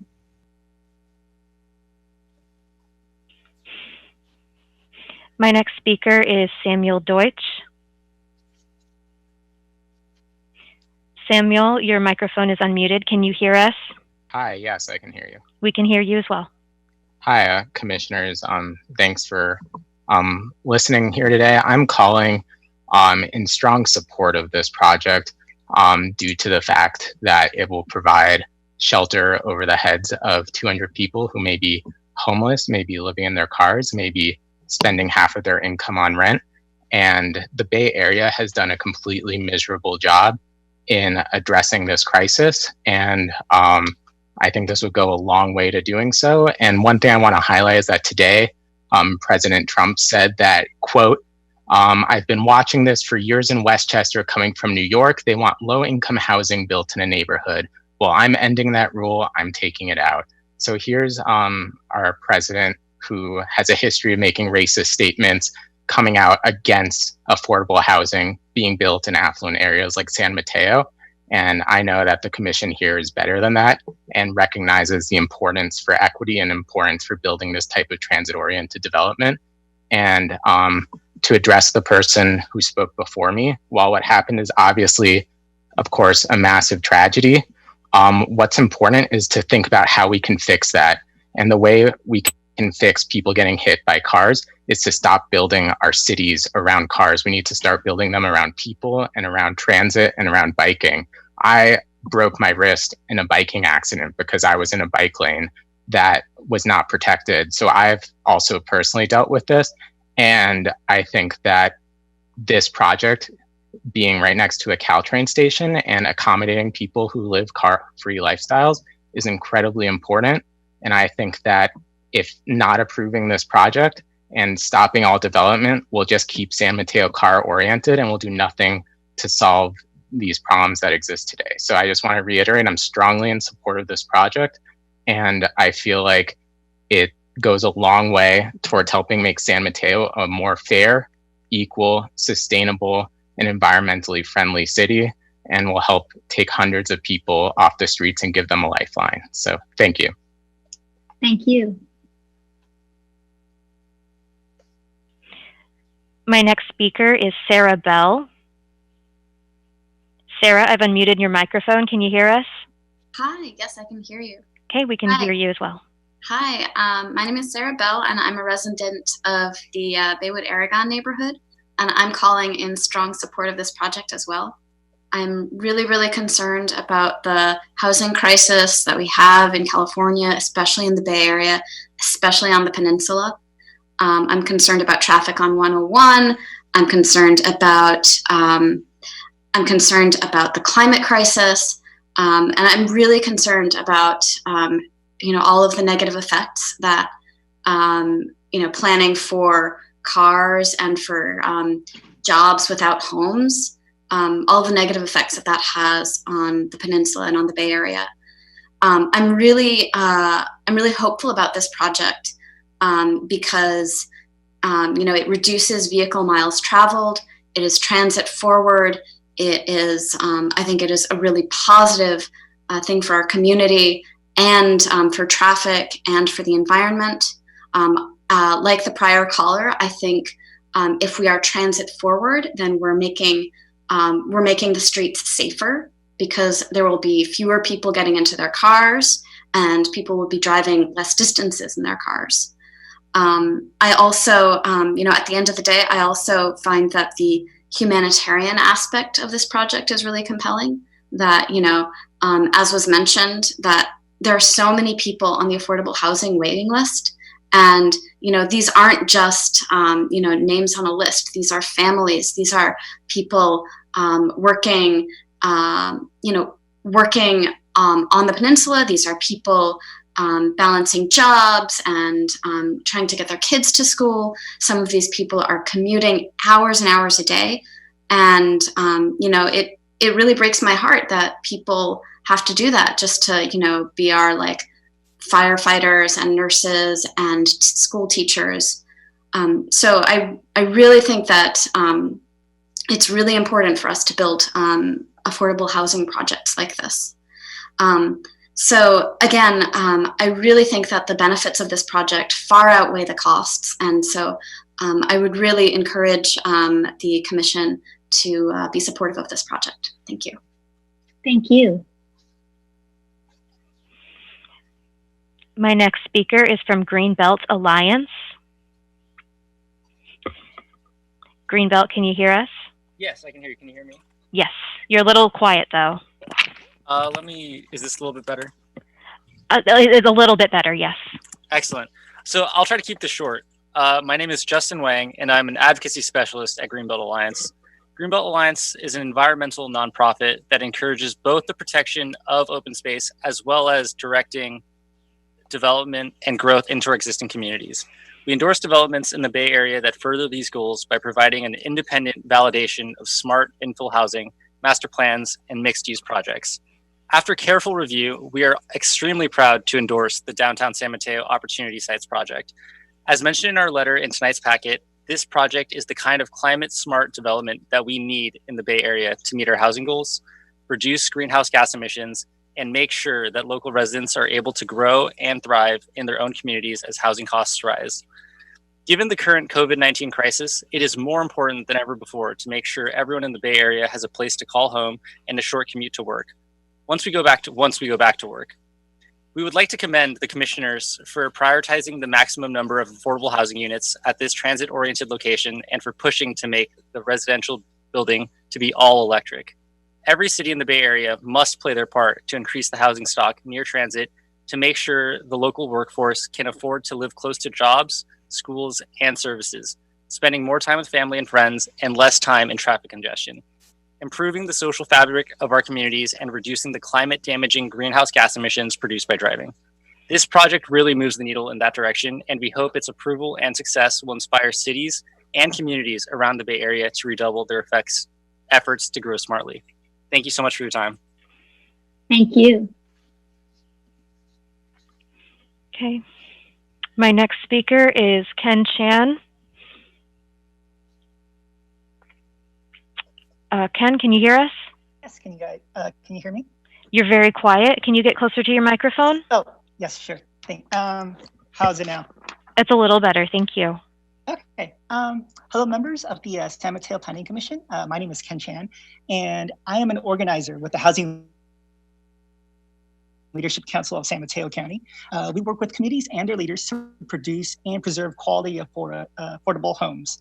As we had mentioned in your previous study session, we wholeheartedly support all 225 affordable homes that Mid-Penn's downtown opportunity sites will provide. An increased level of affordable homes at this quantity is an opportunity that does not come often.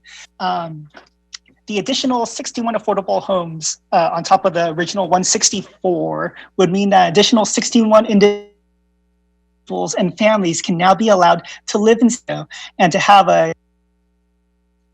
the walking distance this proposal to downtown is perfect for community members. These affordable homes are in a high resource area coupled with the services to be provided by Mid-Penn. You have a winning combination in our city. We urge you to vote in favor of these 225 affordable homes tonight.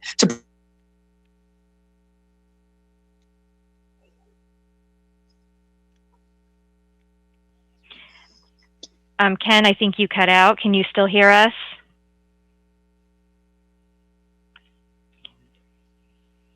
Unfortunately, I think the connection dropped on Ken Chan. Okay. Hello. Did it? You're back now. You're back now. Oh no. That's all right. Please continue.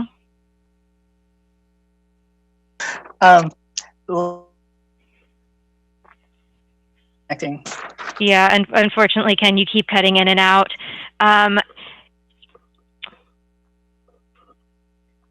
Commissioner Mallory, if you would like, we can move on to another speaker and circle back to Ken Chan and see if their connection's better. I think that's a great idea. Okay, so sorry. We're going to move on to our next speaker, Derek Daly. Derek, can you hear us? I'm unmuted now. Good evening, members of the Planning Commission. Thank you for your time. My name is Derek Daly, and I live with my family on East 5th Avenue. I'm in support of the general project, but not only in lieu of the incident today, we desperately need your help for traffic regarding East 5th Avenue. I do not feel that enough is being done in order to consider what the true issues are going to become with this extensive residential project at the end of 5th Avenue. We knew prior to this time, where it's currently slower, that we had exceeded the 1,000 ADT limit for our street. And we also desperately need to require an excess of funding to the 2020 Bicycle Master Plan. This alone would be insignificant to this project. So with that, I'm going to leave it at this time. Please review very closely and consider traffic safety as a regard for East 5th Avenue. We can look at data and we can actually live here and see what this traffic is now, not to mention what it is going to become. Again, you have many members of this neighborhood that are in support of the project, but we need your help on traffic. Thank you. Thank you.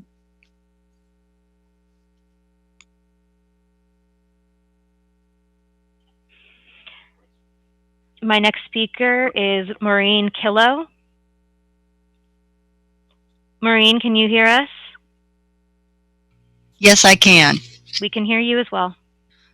Okay, thank you. Good evening, members of the Planning Commission. My name is Maureen Killow. I'm a board member of the Central Neighborhood Association.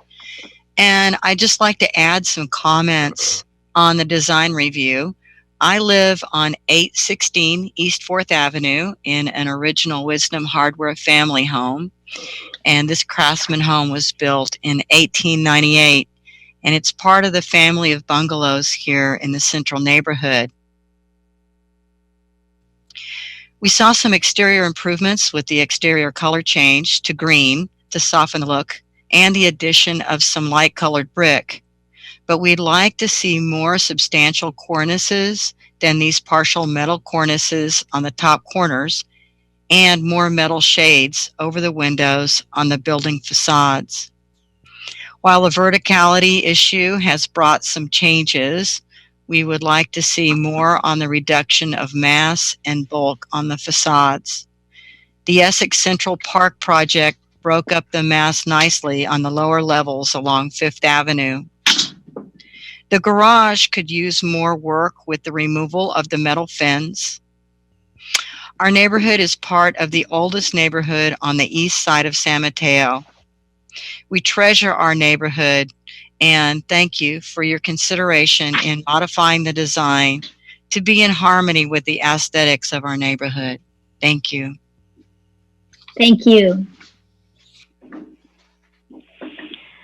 My next speaker is Kalisha Webster. Kalisha, can you hear us? Yeah, can you hear me? Yes.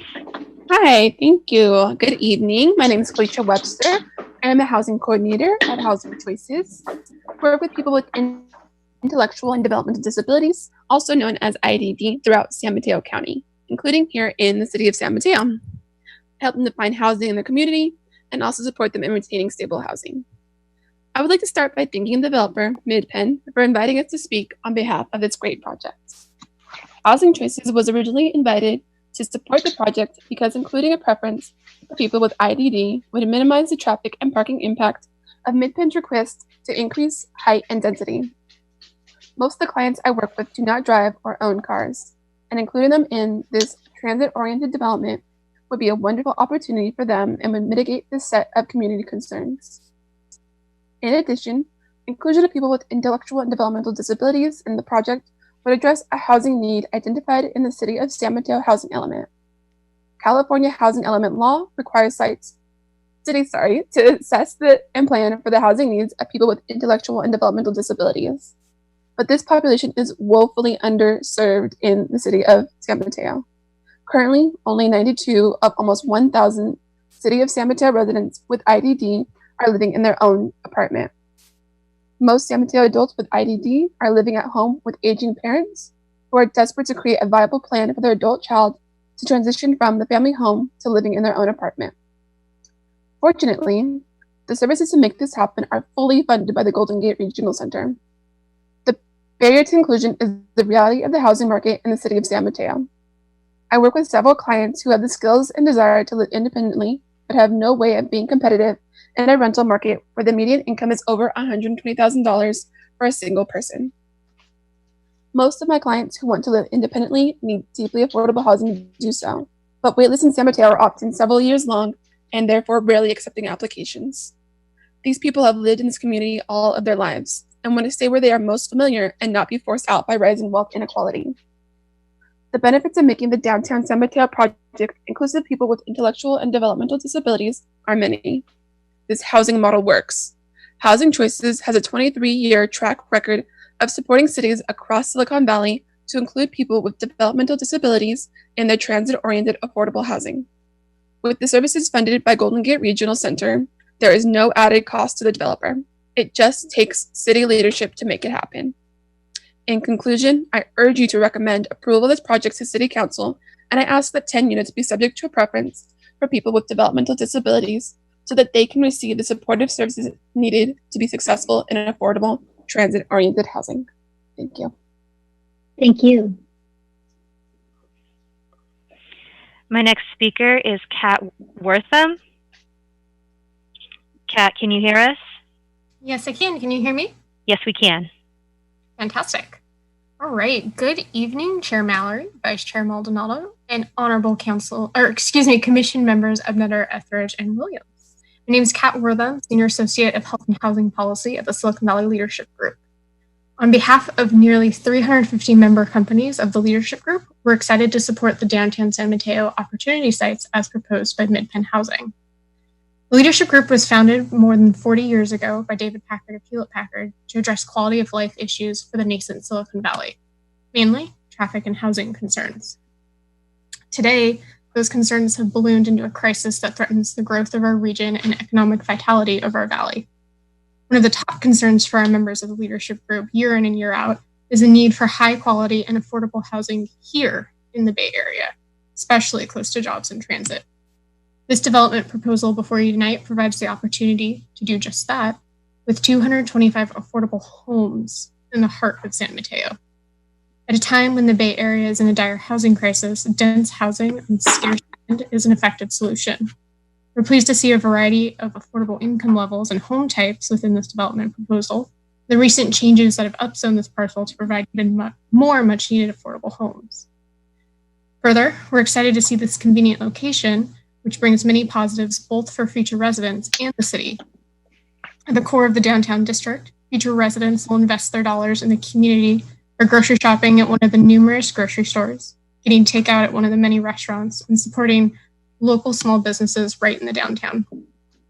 Further, future residents will also be able to easily access Caltrain and all the Samtrans lines that run through downtown. This supports the billions that we as Californians have invested in our public transportation infrastructure and takes cars off of our roads, a win-win all around. We'd also like to take a moment to thank the city and the developer for working collaboratively to create a development proposal that will provide up to 56 units for public employees. This directly benefits current and future residents, as it means that your child's teacher or your life-saving firefighter or many of the city employees that have made this meeting tonight happen will live in the community that they are serving. I'll close by saying that the leadership group appreciates the city of San Mateo for being a regional leader in prioritizing housing, and we hope to see that work continue tonight with the approval of this project by the Commission. Thank you for your time and consideration. Thank you.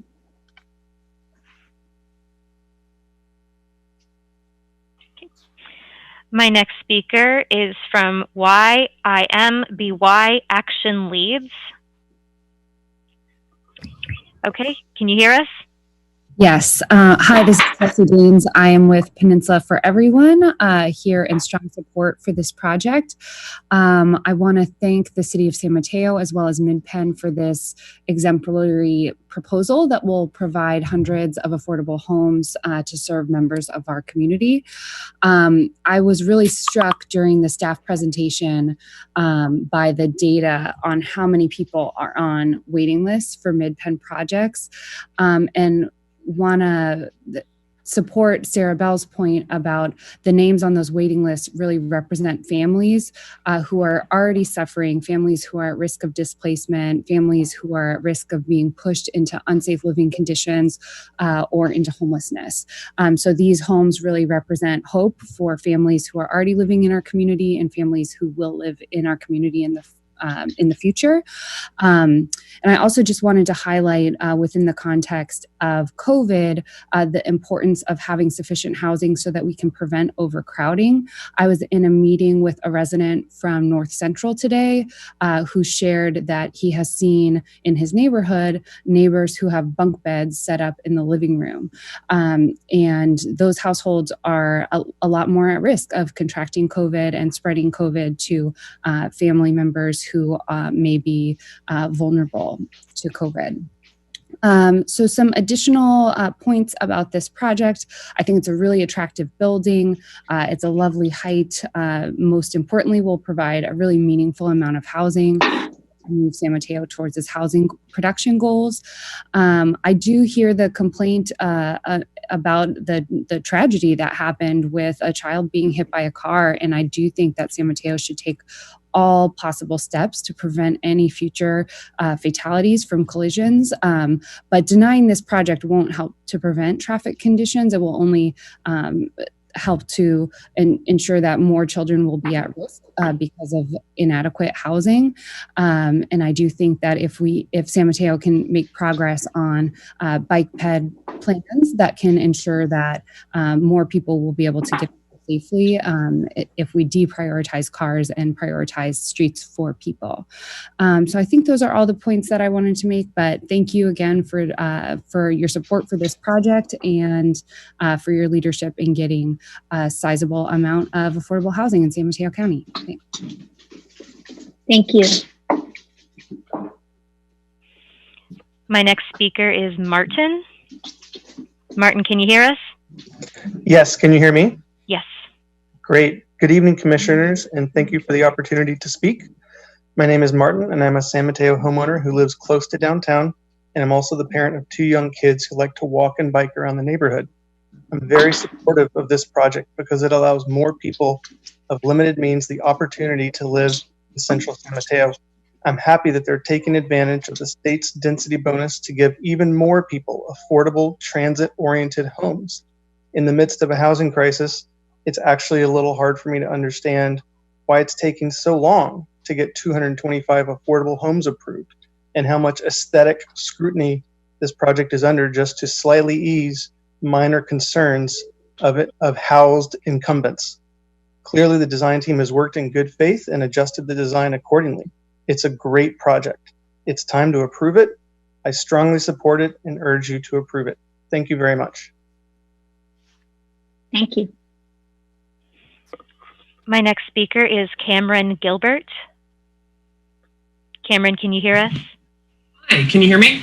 Yes.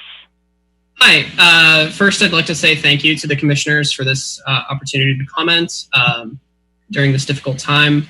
I wasn't originally going to speak, but after hearing the first speaker, I had to put my hand up because while what happened is a tragedy, to use something tragic like that as a wedge to attempt to push back against such an important development, 225 affordable units that will keep children from being unhoused, from their parents, from being in financial insecurity at a time when nothing is more important than being inside a home to be safe and housed.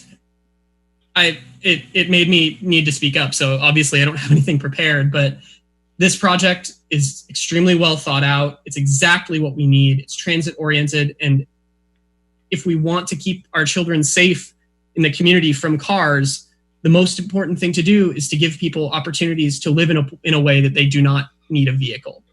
And so this project will help contribute to solving the problem that led to this unfortunate tragedy today. And I do urge the city to continue to work on improving security, but that cannot and must not, especially now, be an impediment to getting this done. And I agree with all the other points that have been made throughout all the other commenters, and I urge that this project be approved. Thank you very much. Thank you. My next speaker is Adam Lorraine. Adam, can you hear us? Yes, can you hear me? Yes. Thank you very much, Aaron. And good evening, commissioners and staff. Adam Lorraine.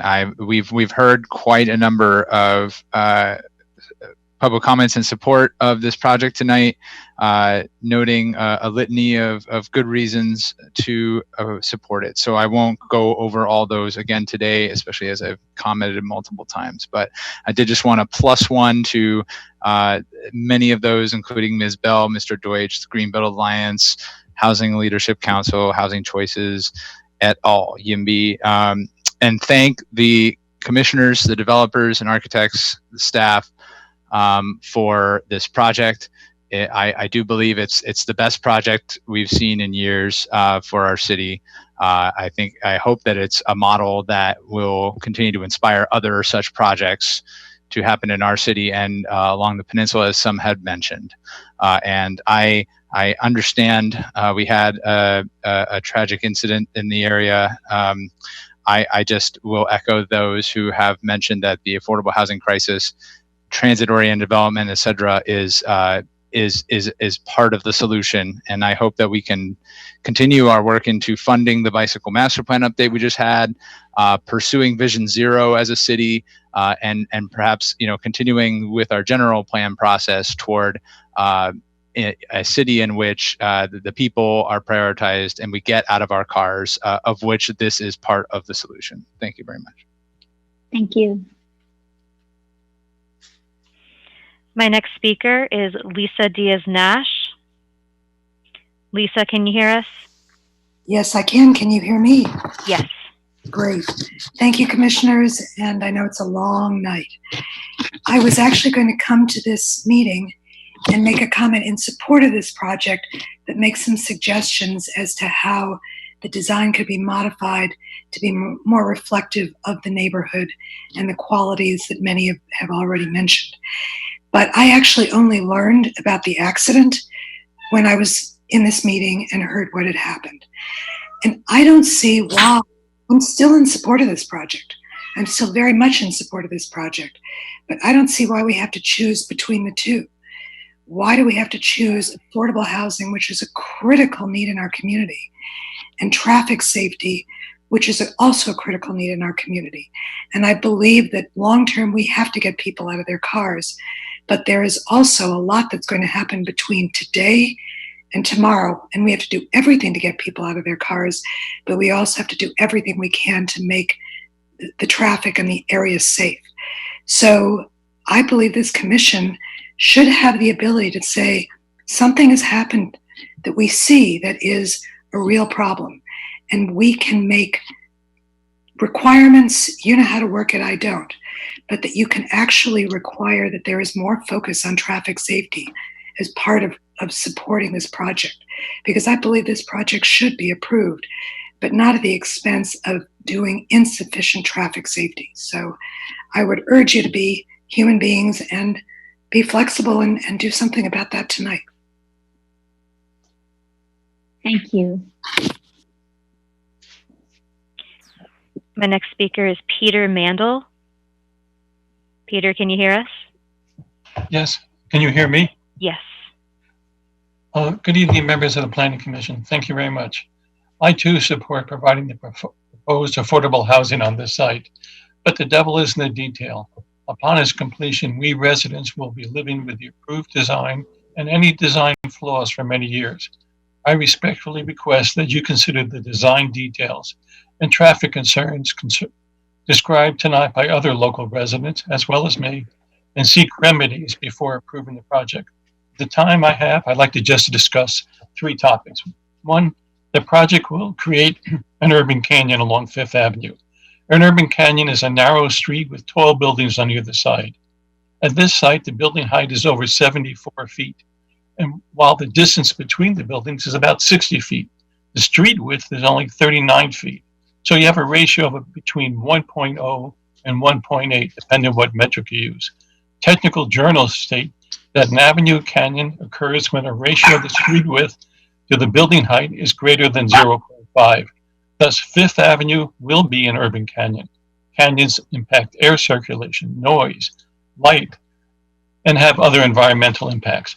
The published definitions of a canyon differ from those used in the IMDb response to comments. They state that the site does not create an urban canyon, does not represent an environmental issue, and thus not be addressed by the developer. Thus, I believe there was an error and the urban canyon impact should be addressed. I'd encourage you, commissioners and others, to visit Fifth Avenue and look at the pole, the power pole next to the PGE site. The pole is about 70 feet high. Imagine a wall as high as this pole on both sides of the street, the length of the project. Hopefully there is an opportunity to set back the upper floors and address this issue. Second, there is insufficient parking, and the lack of parking will impact the adjacent neighborhoods and streets. I believe this is consistent with the chair's comment, if I understand it correctly. The project's 164 spaces reserved for residents, and perhaps fewer if 90 are removed, complies with regulatory requirements. But is this the number reasonable and rational? That's 3 spaces for every 4 residential units. How about households who have more than one wage earner? Will the use of transit decline in the future as many expect? Is transit an option for all teachers, police officers, and firemen? I don't know. Will transit be attractive to all residents? At your request, a developer compared their proposed parking ratio with those of 4 other TOD projects located in the Bay Area. Results indicated that these projects had ratios of between 0.68 to 1 parking space per unit.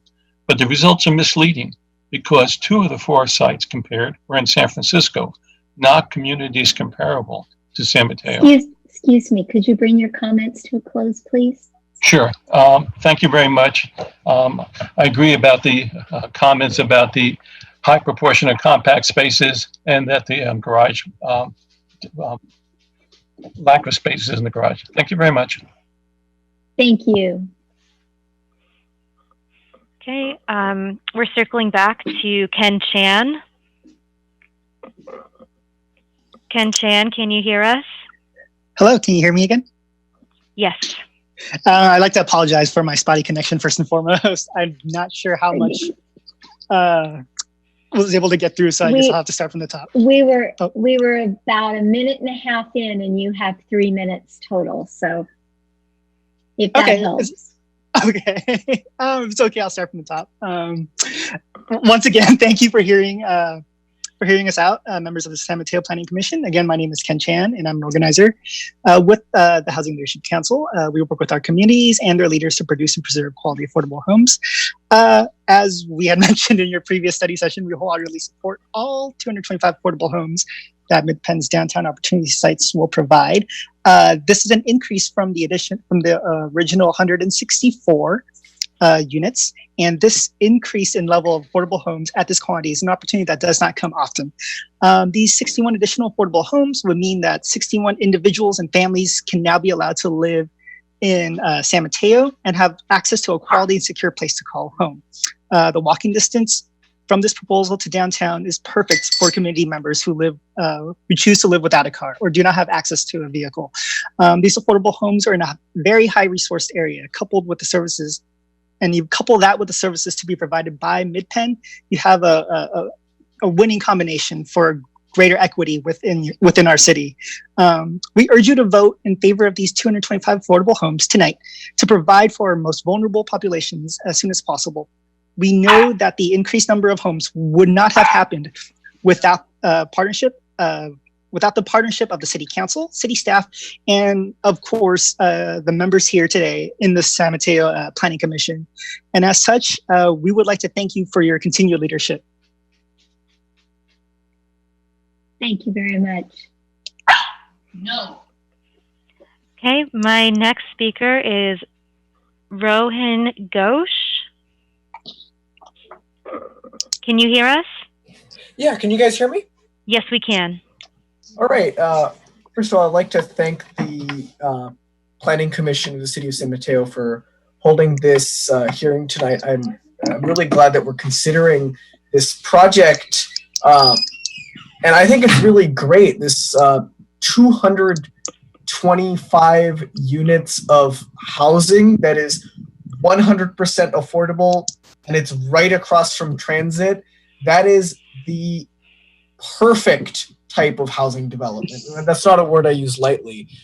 We have this being, this will reduce traffic on our highways because essential workers and working class people in our community will no longer be commuting from places like Tracy and Stockton. So no more like 3-hour each way commutes on the highways and all the pollution that comes from that.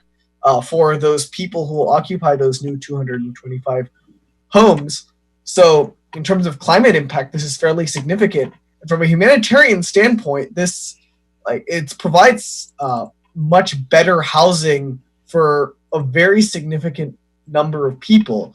So I urge that the project is, it is recommended to the City Council that the project is approved. Thank you. Thank you. My next speaker is Diana. Diana, can you hear us? Yes. Yes, I can hear you. Thank you very much. I would like to thank all the commissioners who've given 4 meetings to make this project work. I would like to thank Mr. Brennan for helping me write what I feel was a very important issue about the traffic. I worked in downtown at Dreggers. I live at Gateway Commons. I'm on the TAP program for the last 10 years. My neighbors who bike have not seen the bike issue resolved. And the traffic, we don't see traffic now, but the traffic before was awful. The businesses that are on the corner of 5th and Claremont, and one more behind the PG&E thing, have been there forever. It's a hardware store and a lumber place where large lumber things come through. But I don't want to just say that. I want to say also that the trees, 67 heritage trees, when you show us the pictures of 4th Avenue, where people will be going into the building, those are mature trees out there. The trees next to the building are new trees. I've seen those trees grow there because I used to park there. I parked there when it was Kinko's. I parked there when we were thinking about putting the fire department. I'm very sorry about this young boy because Safari, the owner of Safari, has really had a hard time through this pandemic trying to pick up a new business. I hear it's a great place, and she even has a play yard there. I suggested that this project go on the TOD over on Pacific and 19th Avenue, where Pacific Bell and Public Works is, where they fix the cars for the policemen. And nobody wants to hear that. I really, really thank all of you commissioners today. Central Neighborhood and Sunny Brae School are at full capacity at this point, and I hope that you will. I think that we need housing. Don't get me wrong. We do need housing. And living at Gateway, I can tell you, the first homeowners. But honestly, this project can be moved to TOD on 19th Avenue and Pacific Boulevard on the corner and still receive everything it's getting now. Thank you. Thank you. My next speaker is Rich Hedges. Rich, can you hear us? Yes, I can. I'm just slow on the trigger if I'm muted. So I'm very appreciative of being able to speak tonight. I want to thank Chair Mallory and our other honorable commissioners for allowing me to speak. I am very appreciative of the city. They've really tried to do yeoman's work in order to build below market rate housing. And this is just one more of those projects. Not nearly enough, but we're moving in that direction. I'm very in favor of it. And I think that the Planning Commission has done a good job in ferreting out the design and working with the project. I love the density that we're allowed to have because of the state law. So all that being said, I'm not going to take up a lot of your time. I do want to talk about the traffic calming. It's dangerous to walk anywhere in the city. I got hit by a car in the crosswalk, rocking with a light in front of the police station a number of years ago. I've had incidents over where I live on the east side of people running red lights, turning right, and almost hitting me, and actually making untoward gestures toward me because I was actually in the crosswalk. So part of this problem we have is just human behavior. And unfortunately, the state has done some things they shouldn't have done. They've made it difficult to have red light cameras. We no longer have ours.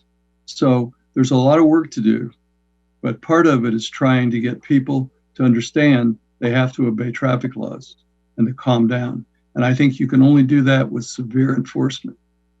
So thank you very much. I'm really happy you've allowed me to speak. And I hope that we're not pettifogging this too much, because pettifogging is a way to delay, and we need this housing. Thank you. Thank you. Okay. The last hand I see raised is, I believe this was Erica Powell. Okay, Erica, you can unmute your microphone. Can you hear us? Yes, I can hear you. Can you hear me? Yes. Oh, fantastic. So thank you very much. I've been appreciative of all the comments that have been made today. I want to thank the staff because I've reached out over the last month with a lot of questions, and MidPen staff as well, the architect, Mr. Israel. I appreciate, I know it's not easy as an engineer. I totally relate. You know, everybody's got requests and you're trying to accommodate all of them, and there's a lot of sometimes contradicting requests. So I appreciate your work. I love the fact that we're building housing in San Mateo. I know we've exceeded our numbers in trying to build housing, but we have not. From what I understand, I spoke to an expert in this not too long ago. We have not been exceeding our numbers or meeting our numbers in affordable housing. So, you know, this is great. This is something that we are all doing together. City staff, MidPen, the residents, everyone that's paying taxes to pay for this. I mean, we're all doing this together. So we should be very, very proud. My comments are about the parking garage. I think there were comments made to MidPen at a previous meeting with the neighborhood that about the vertical fins.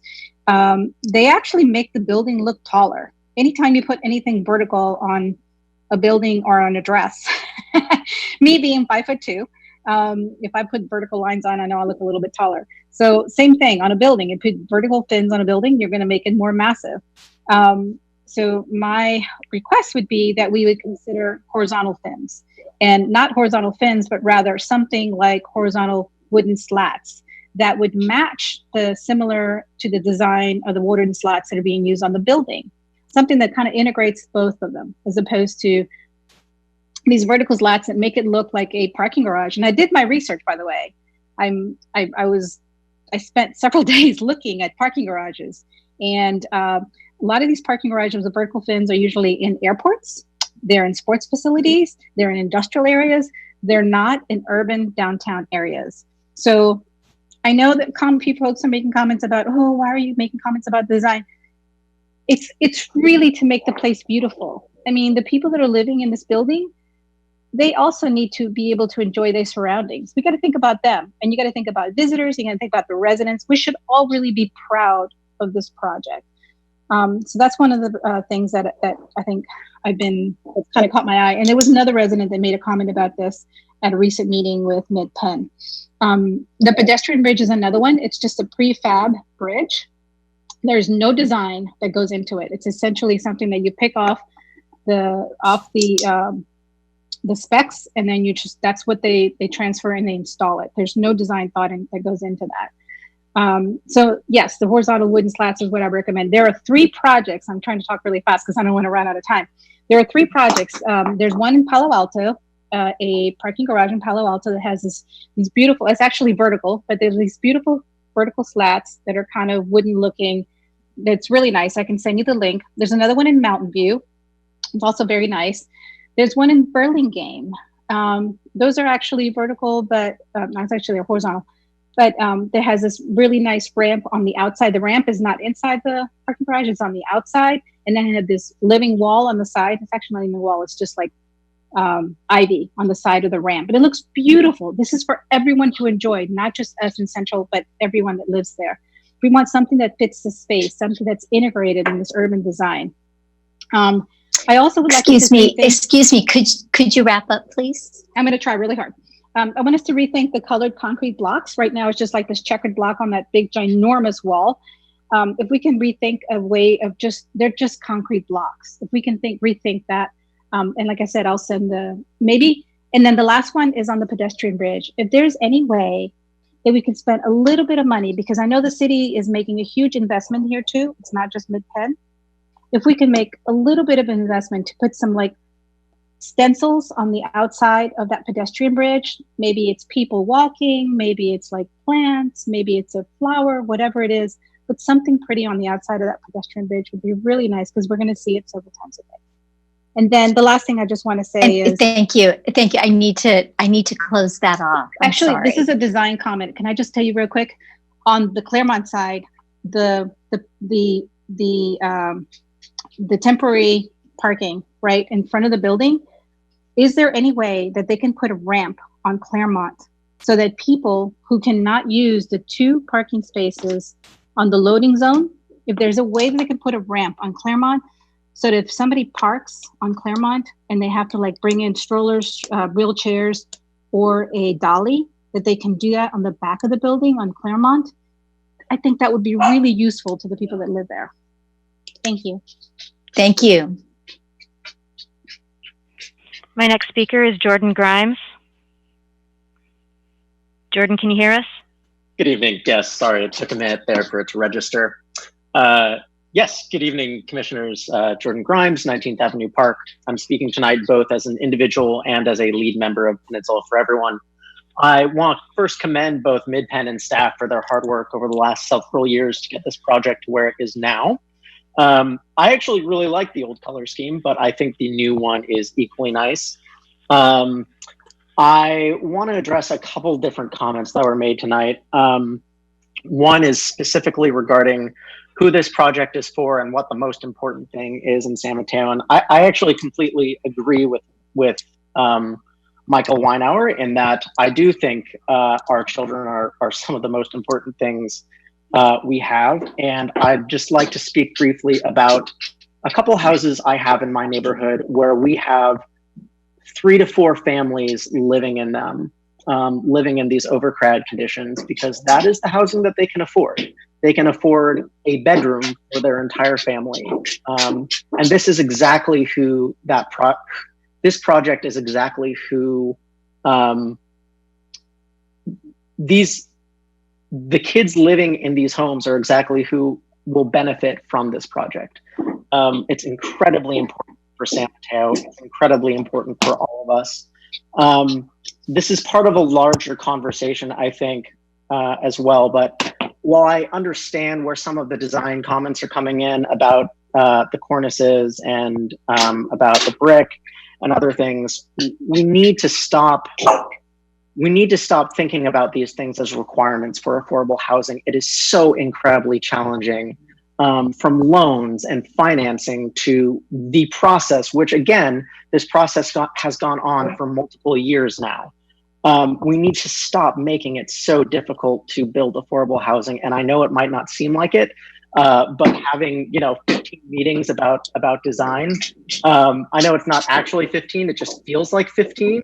But having this many meetings about design is counterproductive to what we're trying to do here.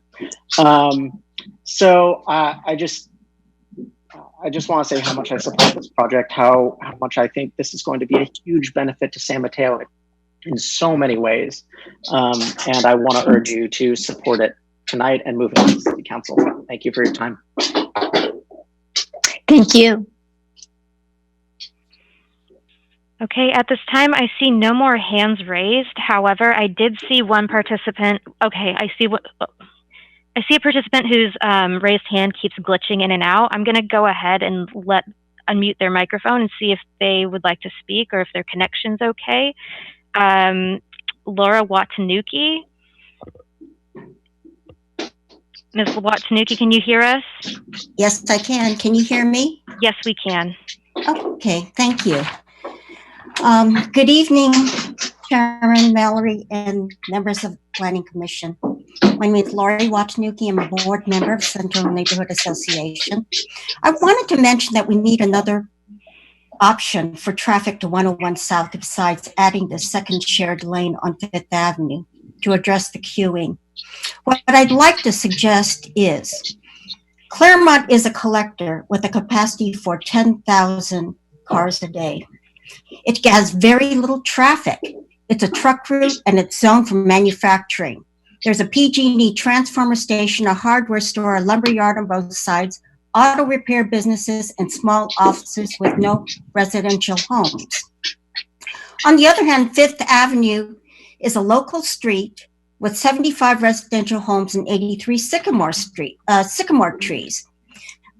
What these cars can do is exit from the garage to 101, who need to get to 101 South, they can take a right turn to Claremont, 9th to El Camino.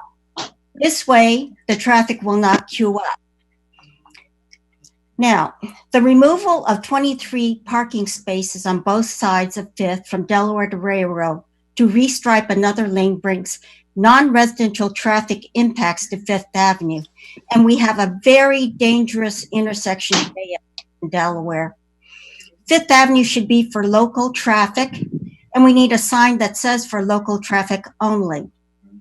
Now, the street parking serves as a buffer from air pollution, diesel soot, and particulates and traffic noise. We have been waiting for 25 years for traffic calming on 5th Avenue. We need traffic circles at 5th and Delaware, 5th and Humboldt, and speed bumps on 5th Avenue from Delaware to Amplet. We have had serious reservations about this additional traffic lane between Delaware and Railroad, but I think a simple solution of using South Claremont from 5th to 9th to El Camino to the State Highway to 92 to 101 South is a very good solution, because we have maxed out at capacity. The other issue is the historic resources evaluation report, which I've emailed to you. And this is a historic structure on 5th Avenue. And if more 101 South traffic is designated for very narrow 5th Avenue, we will be impacted. And those are the comments that I'd like to present to you this evening. Thank you so much. Thank you. Okay. I have another speaker, Alexander Melendres. Alex, can you hear us? Yes, I'm going to keep my comments super brief. I'm only speaking on my own behalf, and I'm also speaking on behalf of my older sister, who is a mother to my nephew, who is a resident of the city of San Mateo. She lives less than a half a mile from where this affordable housing would supposedly go. And I can tell you this, my older sister would have long traded her car if it would have meant an affordable space sooner and quicker for her and my nephew. Please move this project forward. Thank you. Thank you. Okay, at this time, I see no more hands raised. Great. Thank you, Erin.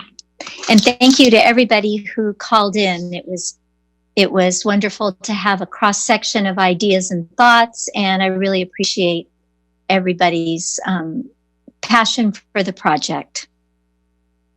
So at this time, I'm going to close public comment and bring it back to the Planning Commission for additional questions and or comments. And then after we have our discussion, then we will make motions at that point. So if I could start with Margaret for any comments on the project or additional questions. Sure. Thank you. I have a lot of notes I've been taking, so I jump a little bit. This was a lot to take in. The packet was amazingly well put together. There was so much information presented to us in the packet, and the applicant, responded to previous comments from the last meeting in a very clear, thorough way in the information we were presented with. And then, as always, the public and letters are so informative and full of a lot of good thoughts and information. So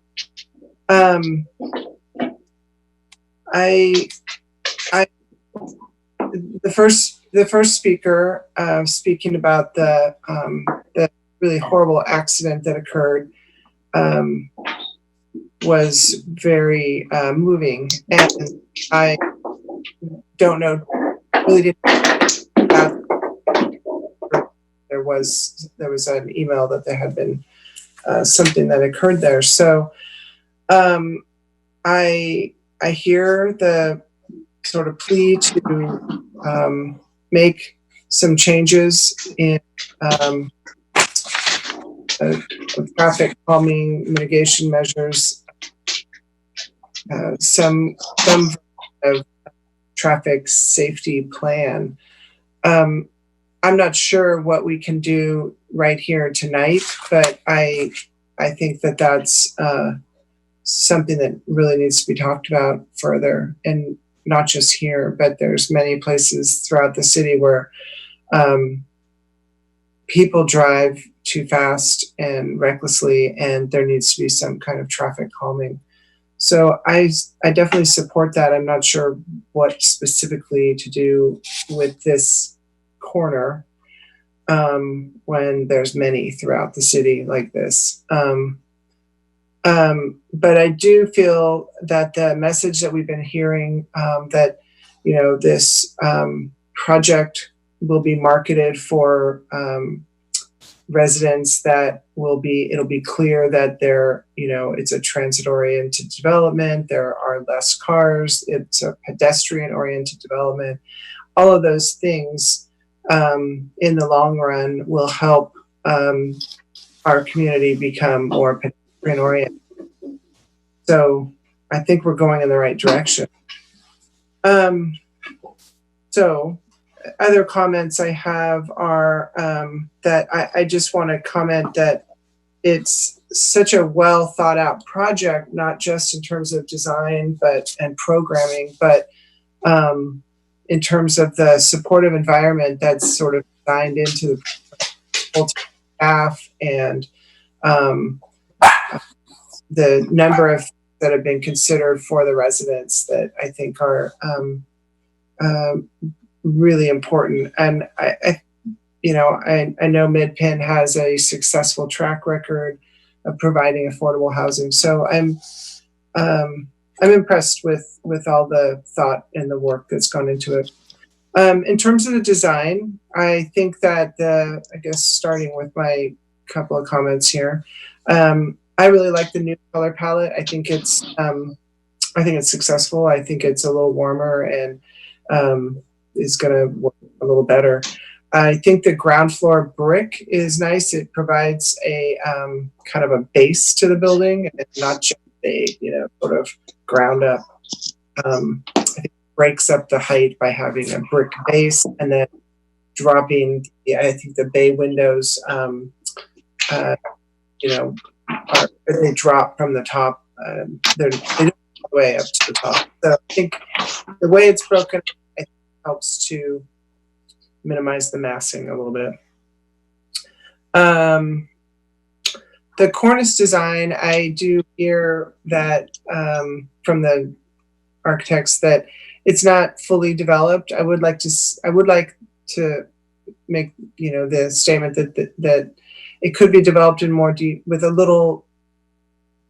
It could be developed to be a little bit more substantial and to have more detail to it than something so modern, and that perhaps would help make it a little bit transitional of a detail for. Let's see what else.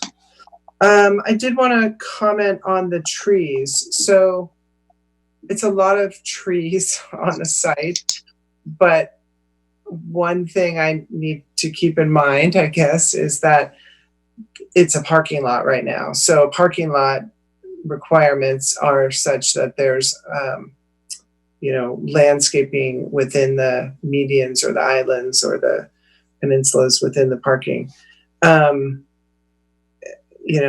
It's basically an empty site that has a lot of trees. Quite a number of the trees are right in the middle of the site. So one way or another, we're going to lose all of those.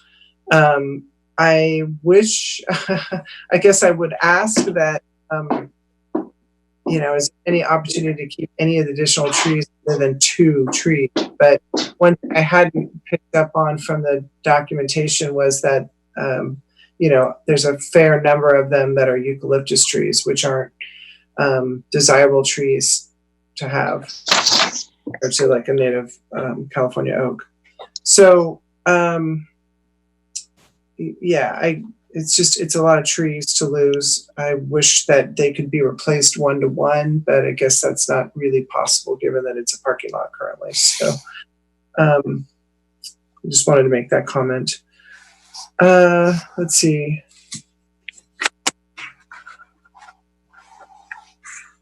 I guess I would just go ahead and I would just reiterate that I think with the it takes a little bit to come around to the idea of parking, but this is in the downtown area about the parking ratio and the fact that this is really a pedestrian oriented project, and that we're building, I think somebody I made a quote here that, you know, if we build cities around pedestrians and transit instead of around cars, we're going to be moving in the right direction. So I support the project. I think it's been well developed over many meetings, and I appreciate all the hard work that's been put into it. That's all. Thank you. Ramiro?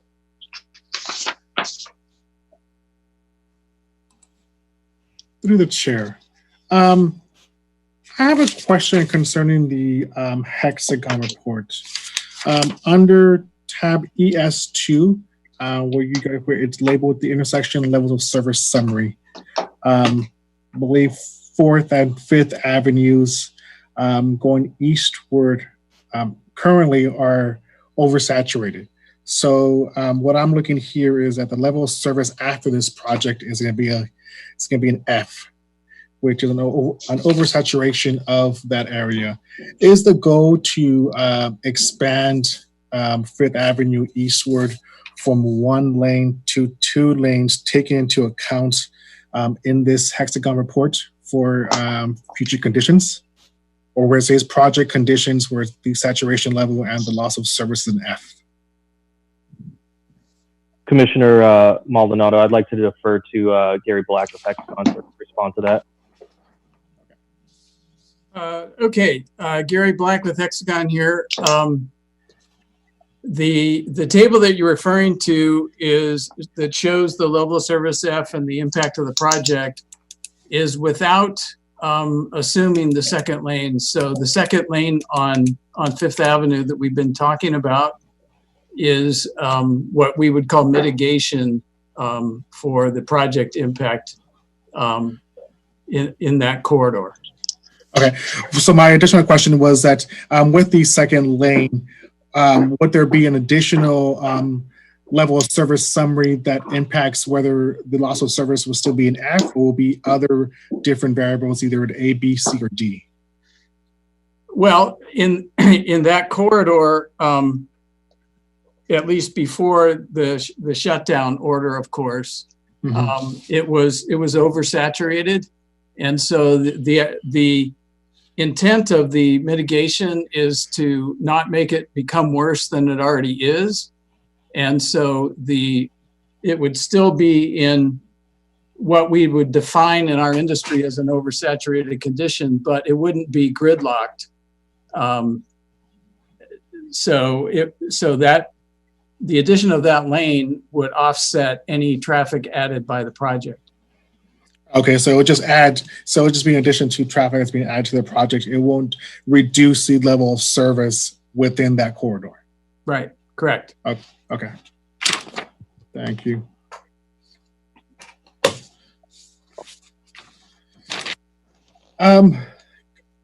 Overall, the project, understanding, oh, sorry, I'm getting to my notes. I have a follow-up question. Understanding that we have about 25% of the prorated apartments or residential units are going to public service. If we can we add a condition of approval saying that within that 25%, an additional 5% go to individuals, I believe the speaker has said, concerning individuals with disabilities. Would that be something that the applicant or that we can write within the conditions of approval?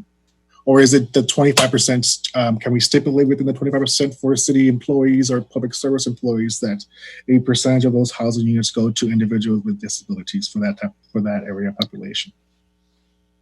So I can respond to this question. So that 25% is set aside for public agency employees. So those would not be individuals with disabilities. I don't think it's within the Planning Commission's jurisdiction. It's really a policy decision for the council to determine what special needs populations are accounted for in this development. There are there are already some formerly homeless units that are included in this development.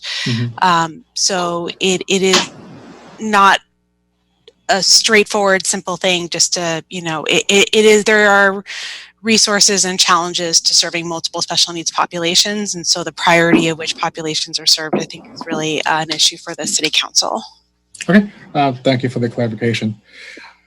I like the updated color scheme. I think the brightness of the off green and the use of more brick on the first exterior brightens the actual the building itself.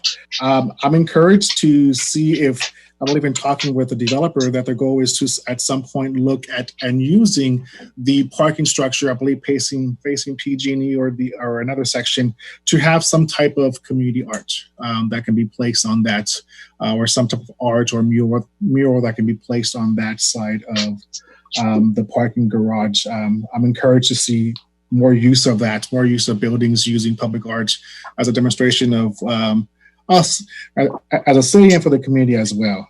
I'm encouraged that this is 100% housing. Understand this is also 100% housing in transit-oriented areas, especially in the downtown, where we have a large majority of our businesses and things like that. So individuals will be able to walk, use public transit, to use other different means, bike and things like that, to all the different shops and areas in downtown. Sorry, just going through my notes here. I would have preferred a little bit more open space in the area. I'm a little bit discouraged that of the 69 trees are there, 67 are being removed and being replaced by, I believe, 32, 43 trees. I believe using more, would have loved to see more of a big outdoor space, more of a plaza area that could be used from different individuals, parking in the actual parking garage and going downtown and things like that. So the creation of more open space. Understanding that the goal was to try to make this how many residential units and affordable units we can provide in a building that we had. There were some concessions that had to be done. But I'm in full support of this project. My only hesitation is the increase of traffic in that area. And as of right now, 4th and 5th Avenue eastward corridor is an oversaturated before this project even starts. And even the addition of the second lane on 5th Avenue going eastward is not going to improve the traffic congestion in that area. It's just going to help mitigate the additional building and the additional garage that's placed there. So I think we have to look at more innovative ways on how to, I'm not sure how we can reduce the number of traffic on those different corridors, even though that is the heart of San Mateo and everyone's going to downtown. But I'm in favor of this project because it does provide affordable housing in a much needed time. And it also provides the access and the ability for individuals in those housing units to use public transit. Thank you. Mike? Yes, through the chair, thank you.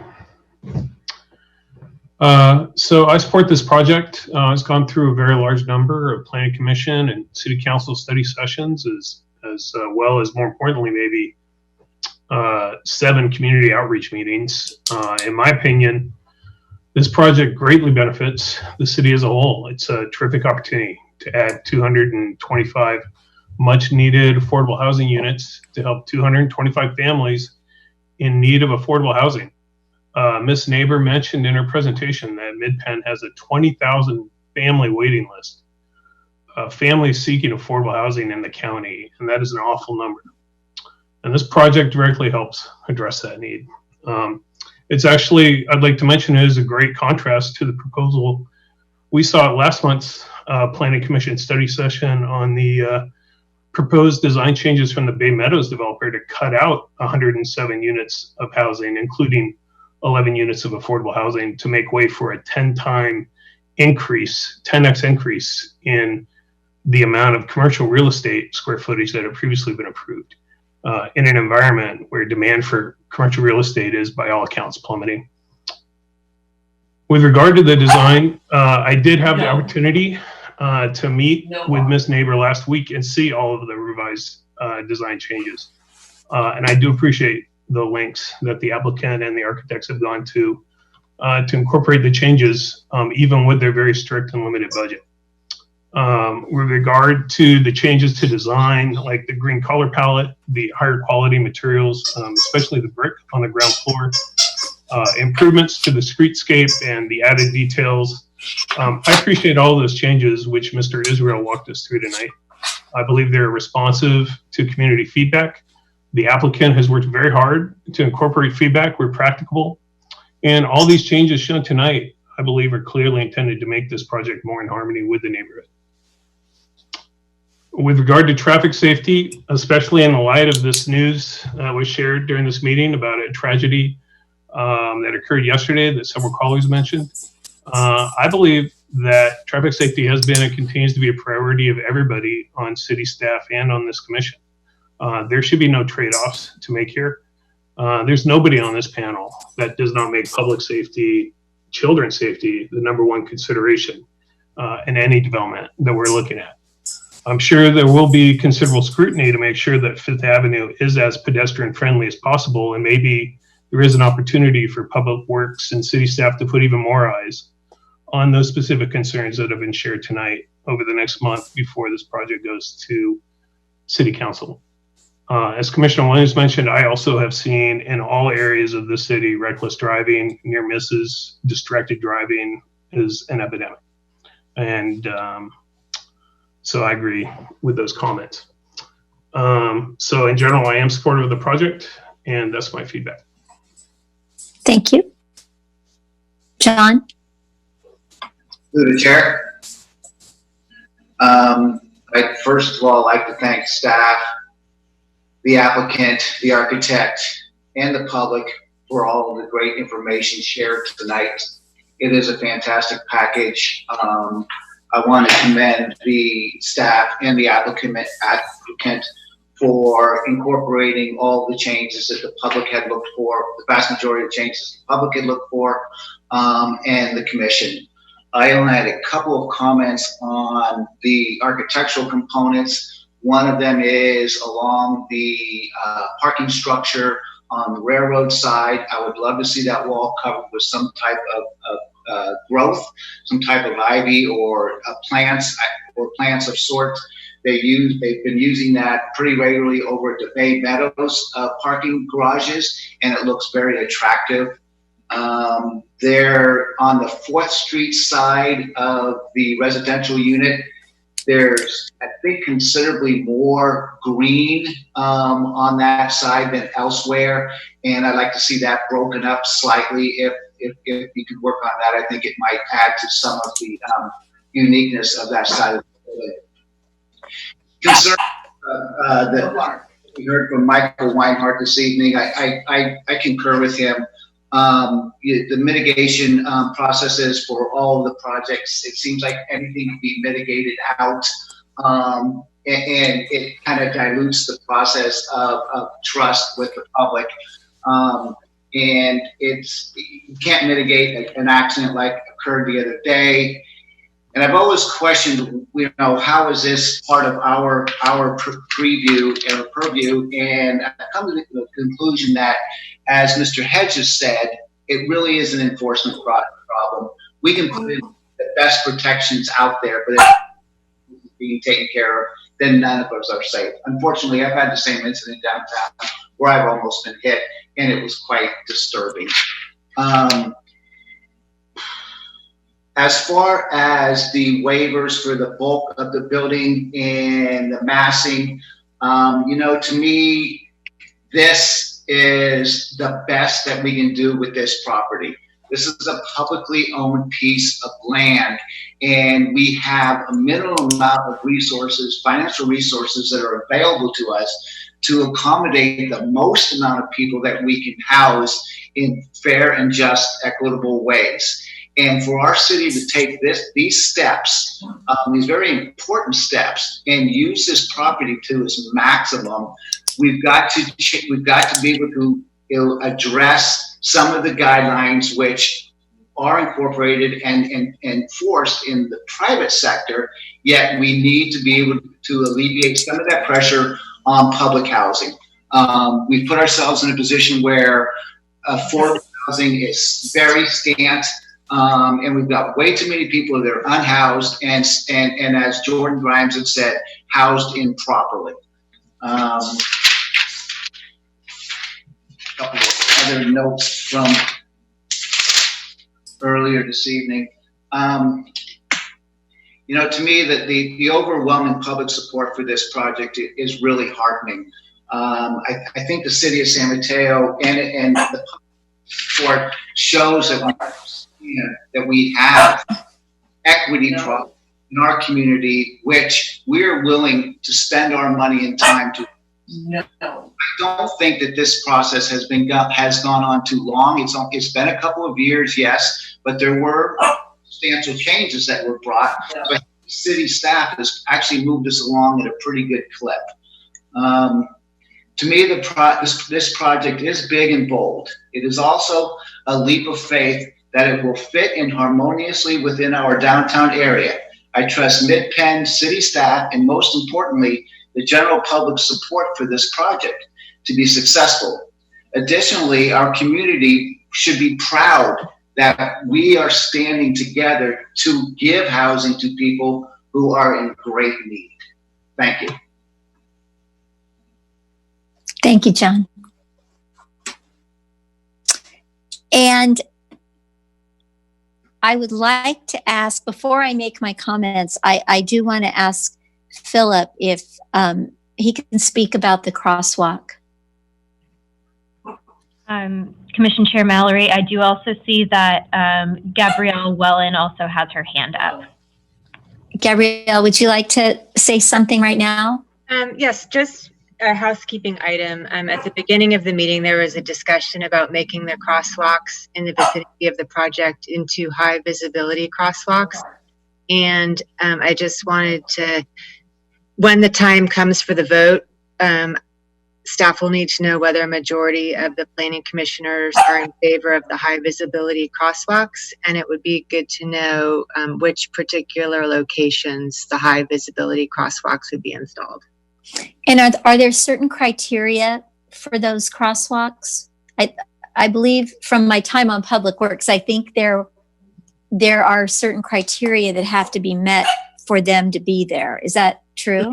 Traffic warrants. Yeah, I would have to defer to Karen Maglianis of Public Works for that.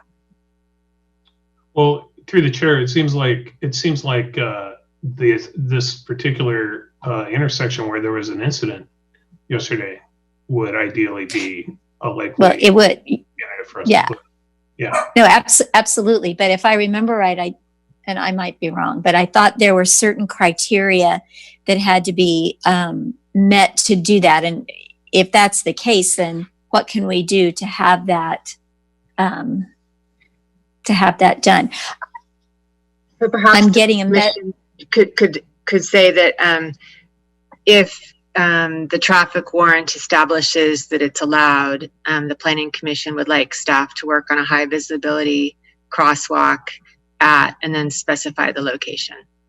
Okay, perfect. Okay, and I'll go ahead and make my comments then, and then we'll bring it back for any other discussion from the commissioners. Philip, did you have anything you wanted to mention before that?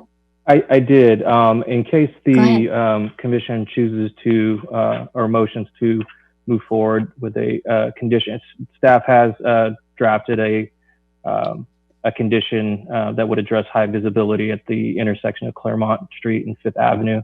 that I'm happy to share with you. Okay, and that would go into the conditions of approval under what? It's a modification. Yeah, it would be under condition 79, which is under the transportation impact analysis. It would be a modification to an existing condition language that would be modified to incorporate high visibility, a high visibility crosswalk. Okay, and then do we make a modification to our motions, to the recommendations Yes. by staff at that point? Okay. Right, and that would Okay. be included. Thanks. Okay. Why don't I'll go through my comments and then we can bring it back to that and people can decide what they would like to do. Okay, first I will say that I did virtually meet with the applicant last week, which was very, very helpful. And this is a very complete packet, as other commissioners have said. And I am very appreciative of the visual changes that have been made so far. I think that the new color palette fits into the area much better. And I think it makes it less industrial looking, which is a very positive step. It's a very large building. And I think that in looking into the cornices, that it's an opportunity because of its height to have something that does provide a transition between a historic downtown and a historic central neighborhood. So I would encourage more modification than what is there right now with the metal strip. I would like to see something a little more three-dimensional, more of a triangular shape. I'm not really committed to any particular material, but something that would be viewed from a distance as people drive up, as something that would contain new modern parts of the building and then a nod to the historic side as well. So I agree with John on the appearance of the garage. It's a garage, so in thinking about it, there's not a whole lot you can do about it. I hadn't thought about the plants, so I appreciated John's comment about that. Something along those lines would be very nice to soften that the wall along the PG&E substation.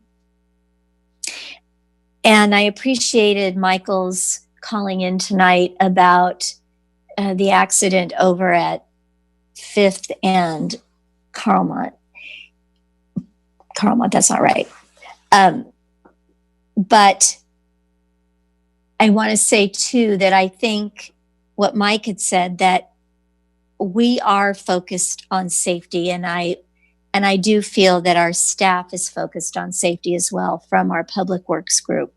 I would like to pursue this crosswalk addition to our conditions of approval.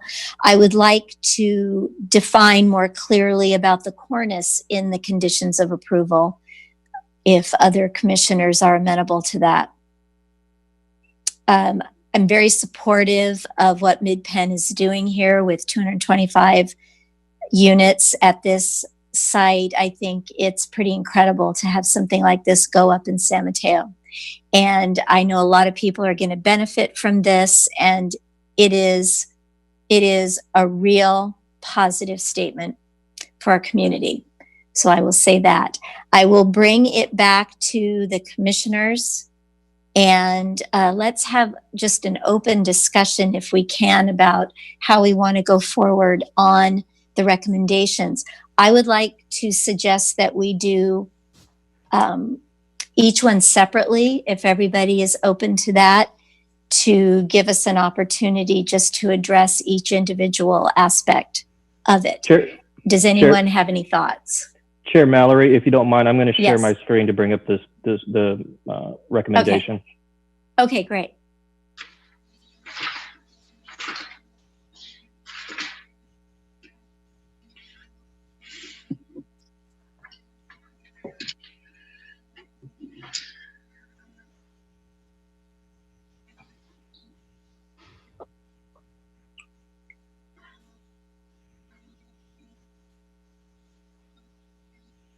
Your notes are up.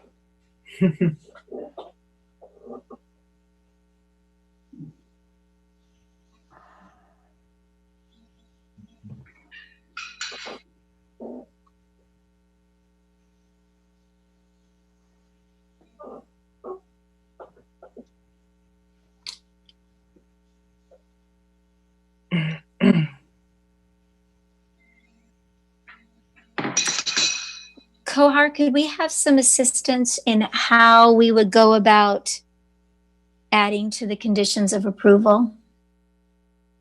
As you make your motion for each recommendation, you can add it at that time. So for example, if you're going to be adding that condition number 79 that Philip just referenced about the high visibility crosswalk, you can add it with the SPAR item number B. With B. And then if we were to add something, if people are amenable to the cornice, where would that come in? Because that's just it would be the same SPAR. Under the SPAR? Item number B. B, and only B. Is that right? I believe so. Gabrielle, can you please confirm? Yes, just the SPAR would be affected by that. Okay.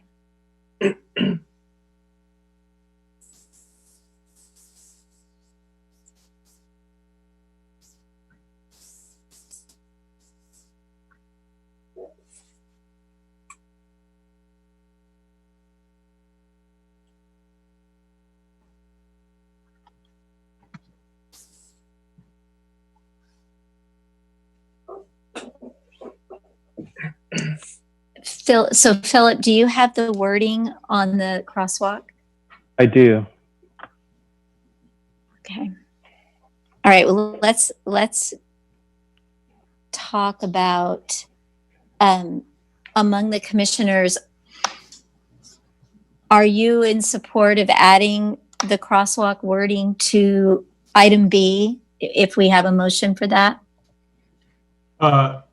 Through the chair. So again, I think we had some new insight that was provided, some new news about that specific crosswalk at the meetings. I absolutely support your suggestion to incorporate it into the conditions. Again, I think over the next month, I think the staff will have the opportunity to continue to refine and consider what is the most most we can do to ensure safety along the transit of that area with this development and the other developments in the area. But I think it's a good edit to make on the conditions. So I definitely support it. I support it as well to add the additional language for high visibility on the crosswalks. I support it as well as a condition of approval for this project. And then, I don't know, as I mentioned, this is a broader issue citywide that, addressing it just at this project doesn't mean that, we don't have problems with this kind of risk to children and people of San Mateo elsewhere, so in the city. So I don't know what the best avenue is to let city council know that this is something that should be looked at on a broader scale in addition to this this condition of approval for this project.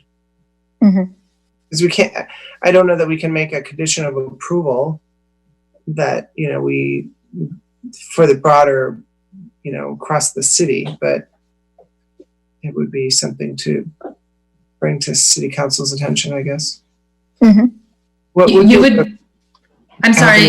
Through the chair, you would just be making this condition for this specific SPAR application, not in general for all projects moving forward.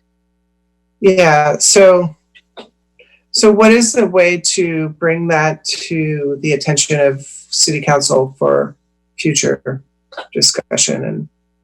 And Do you mean specific to this project or just in general for? No, not specific to this project. I think, Karen, if you're still on the line, the city will review a capital improvement program annually. And I think that that's an opportunity to address something like this with the city council as a whole, since it is a capital project. But Karen, if you have any other ideas on how to address it with city council.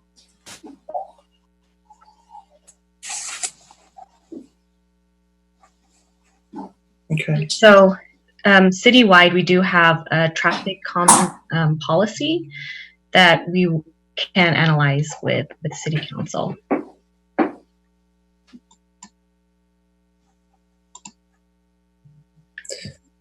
Okay.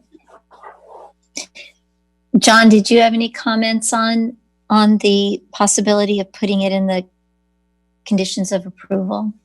I think this is a great idea. I fully support it. And then how do people feel about the cornice? Margaret, you made a comment in your summary that you worded it better than I did about the shape and things. Yeah, well, the architects had talked about that it's not fully developed. And so I think, I don't know how that becomes a condition of approval. I guess that the cornice be increased in mass and detail. Well, and maybe it's not. Yeah, maybe it's not worth the condition of approval. Maybe we make a suggestion. Yeah, I feel like that's more appropriate because they're going to study it now as part of the next phase of design and construction documents. And, it seems appropriate to make it as a comment, not a condition of approval. No, I agree. Okay, does anyone else have any other comments or discussion on these items? Can I ask a clarifying question on the cornice conversation? If it is studied and there is a change, would the commission want to see that change prior to moving forward? Because if not, then we should add some kind of condition that it could be approved if there is a change at the staff level. Yeah, I certainly, through the chair, I would not want to see it remanded back to the planning commission if they do make not credit to the cornice. Yeah, not requiring more approval. I wouldn't want it to require more approval down the line. Here, this is Gabrielle Whelan, Assistant City Attorney. Here's a suggestion. Perhaps the staff report that goes to the City Council could say that the Planning Commission had a preference for a more shaped and detailed cornice. And in the interim between the Planning Commission meeting and the City Council meeting, staff could come up with a possible condition that could be imposed at the City Council level. Sounds perfect. Yeah, that would work for me. Yes, although at the time that it goes for building permit, it would be more fully detailed, which is much later after City Council. It would be more fully detailed, and then the project then gets routed back to the staff in planning, and so they have a chance to see if it's still in compliance with what was approved by planning. Yeah, the City Council condition of approval could say that the cornice will be, I'm not sure I have these words right, but shaped and detailed and approved by staff. Okay. I think that's the key. Approved by staff is acceptable. Yeah, oh yeah, I think so too. Great, thank you for the clarification. Chair Mallory. Yes. Yeah, and I'm sorry for the clunkiness of this. We're trying to do this in real time. I've been notified that there would need to be an additional condition that would be modified. It would be condition 59B, which wasn't able to draft it up to show you, but it says pavement markings for high visibility crosswalks on all approaches at the intersection of Claremont Street and Fifth Avenue. So very similar, but just wanted to point that out. Right. The crosswalks are identified in 2 different conditions of approval. The TIA condition that is shown on the screen right now, and also the encroachment permit condition of approval. So the one that Philip just mentioned is in relation to the encroachment permit condition of approval, since there will be street markings installed in the right of way. So it is, once again, similar language. So it's going to go in 2 places? Yes. 79B and 59B? No, 57. 57B. 57B and 79B? Okay. Okay. All right. Okay.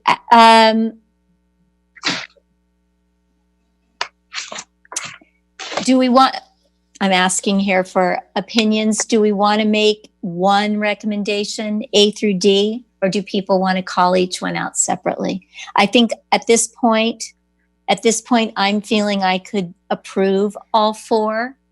At the beginning of the meeting, I wasn't sure.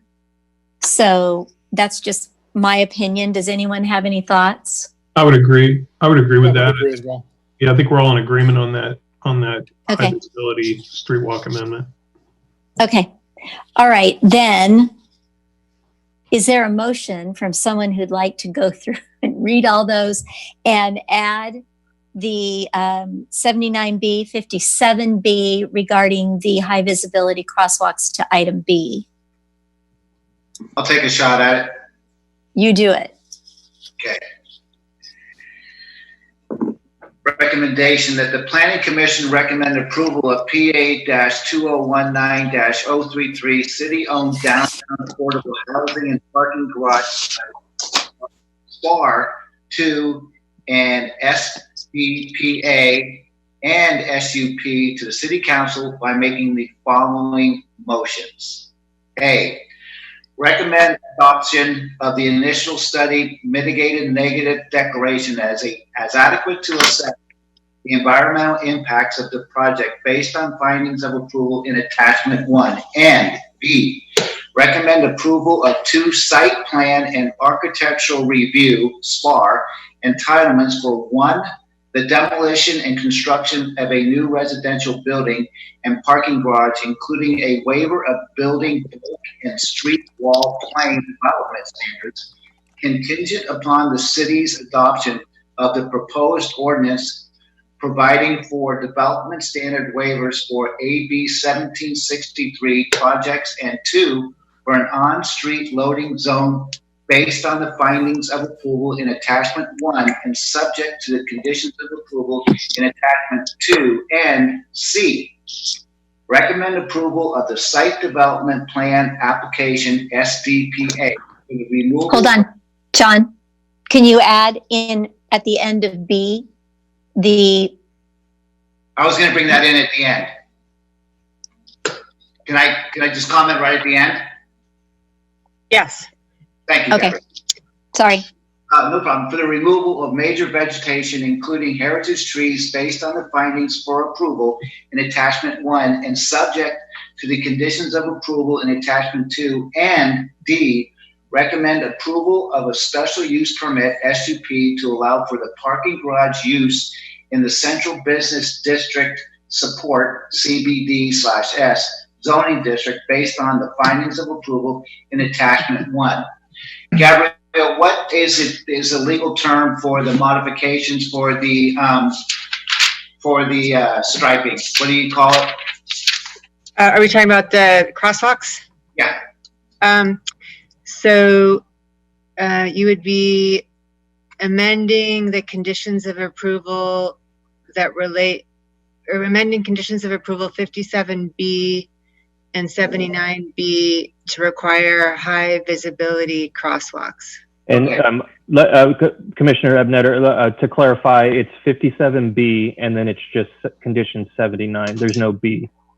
Okay. So we also want to amend the conditions of approval 57B and 79 to require high visibility markings at the crosswalk? Of Fifth Avenue and Claremont. At Fifth Avenue and Claremont. Thank you. Is there a second? A second. Oh, sorry, I was on mute. Okay. Okay, Erin, would you call a roll call vote, please? Certainly. Commission Chair Mallory, Yay. Vice Chair Maldonado, Yay. Commissioner Ebnetter, Aye. Commissioner Etheridge, Yes. Commissioner Williams. Aye. Okay. The Planning Commission recommended approval of PA-2019-033 is approved 5-0. And we are going to move on now to reports and announcements. Kohar, would you like to give us your report, please? Yes, of course. Good evening, commissioners. Nice to see you all. We have had quite a busy month. Just to give a recap on some of the items that have gone to council and that are going to be going to council next meeting. On June 29th, we went to council and asked about a development agreement negotiation the city is currently having with the Passage developer for Concar, the 961 unit developer. And at that meeting, the council did direct staff to use community to redirect some of the funds for traffic improvements in the neighborhood. And we're currently working with the developer on that negotiation. And that is going to be coming to the Planning Commission at the end of July, and then to council in August. So that project is moving forward, and there have been some substantial improvements to some of those negotiations as a result of some of the council direction we've received. Also, the general plan update, I'm not sure if you've heard, but we have put the land use and circulation alternatives on hold until after the November election. We did go to council earlier in June and we received some direction. It just seemed prudent to do so, considering the land use alternatives could change depending on what happens with the heights and densities ballot measures that are on the ballot in November. And so we didn't want to waste staff time and money and city resources in studying things that may not be feasible come November. So what we've done is we've redirected some of the tasks, and we're working on some tasks that don't require the same level of land use alternative analysis now, and we will pick up the alternatives after November. And on July 20th, so next Monday, there's a long council agenda, but community development does have several items. We have a handful of housing related items on the consent calendar, some grants that we're applying for in partnership with other agencies, as well as just some grants available at the state level that we're applying for. And the VMT policy that you've all seen is going to council for a study session that night as well.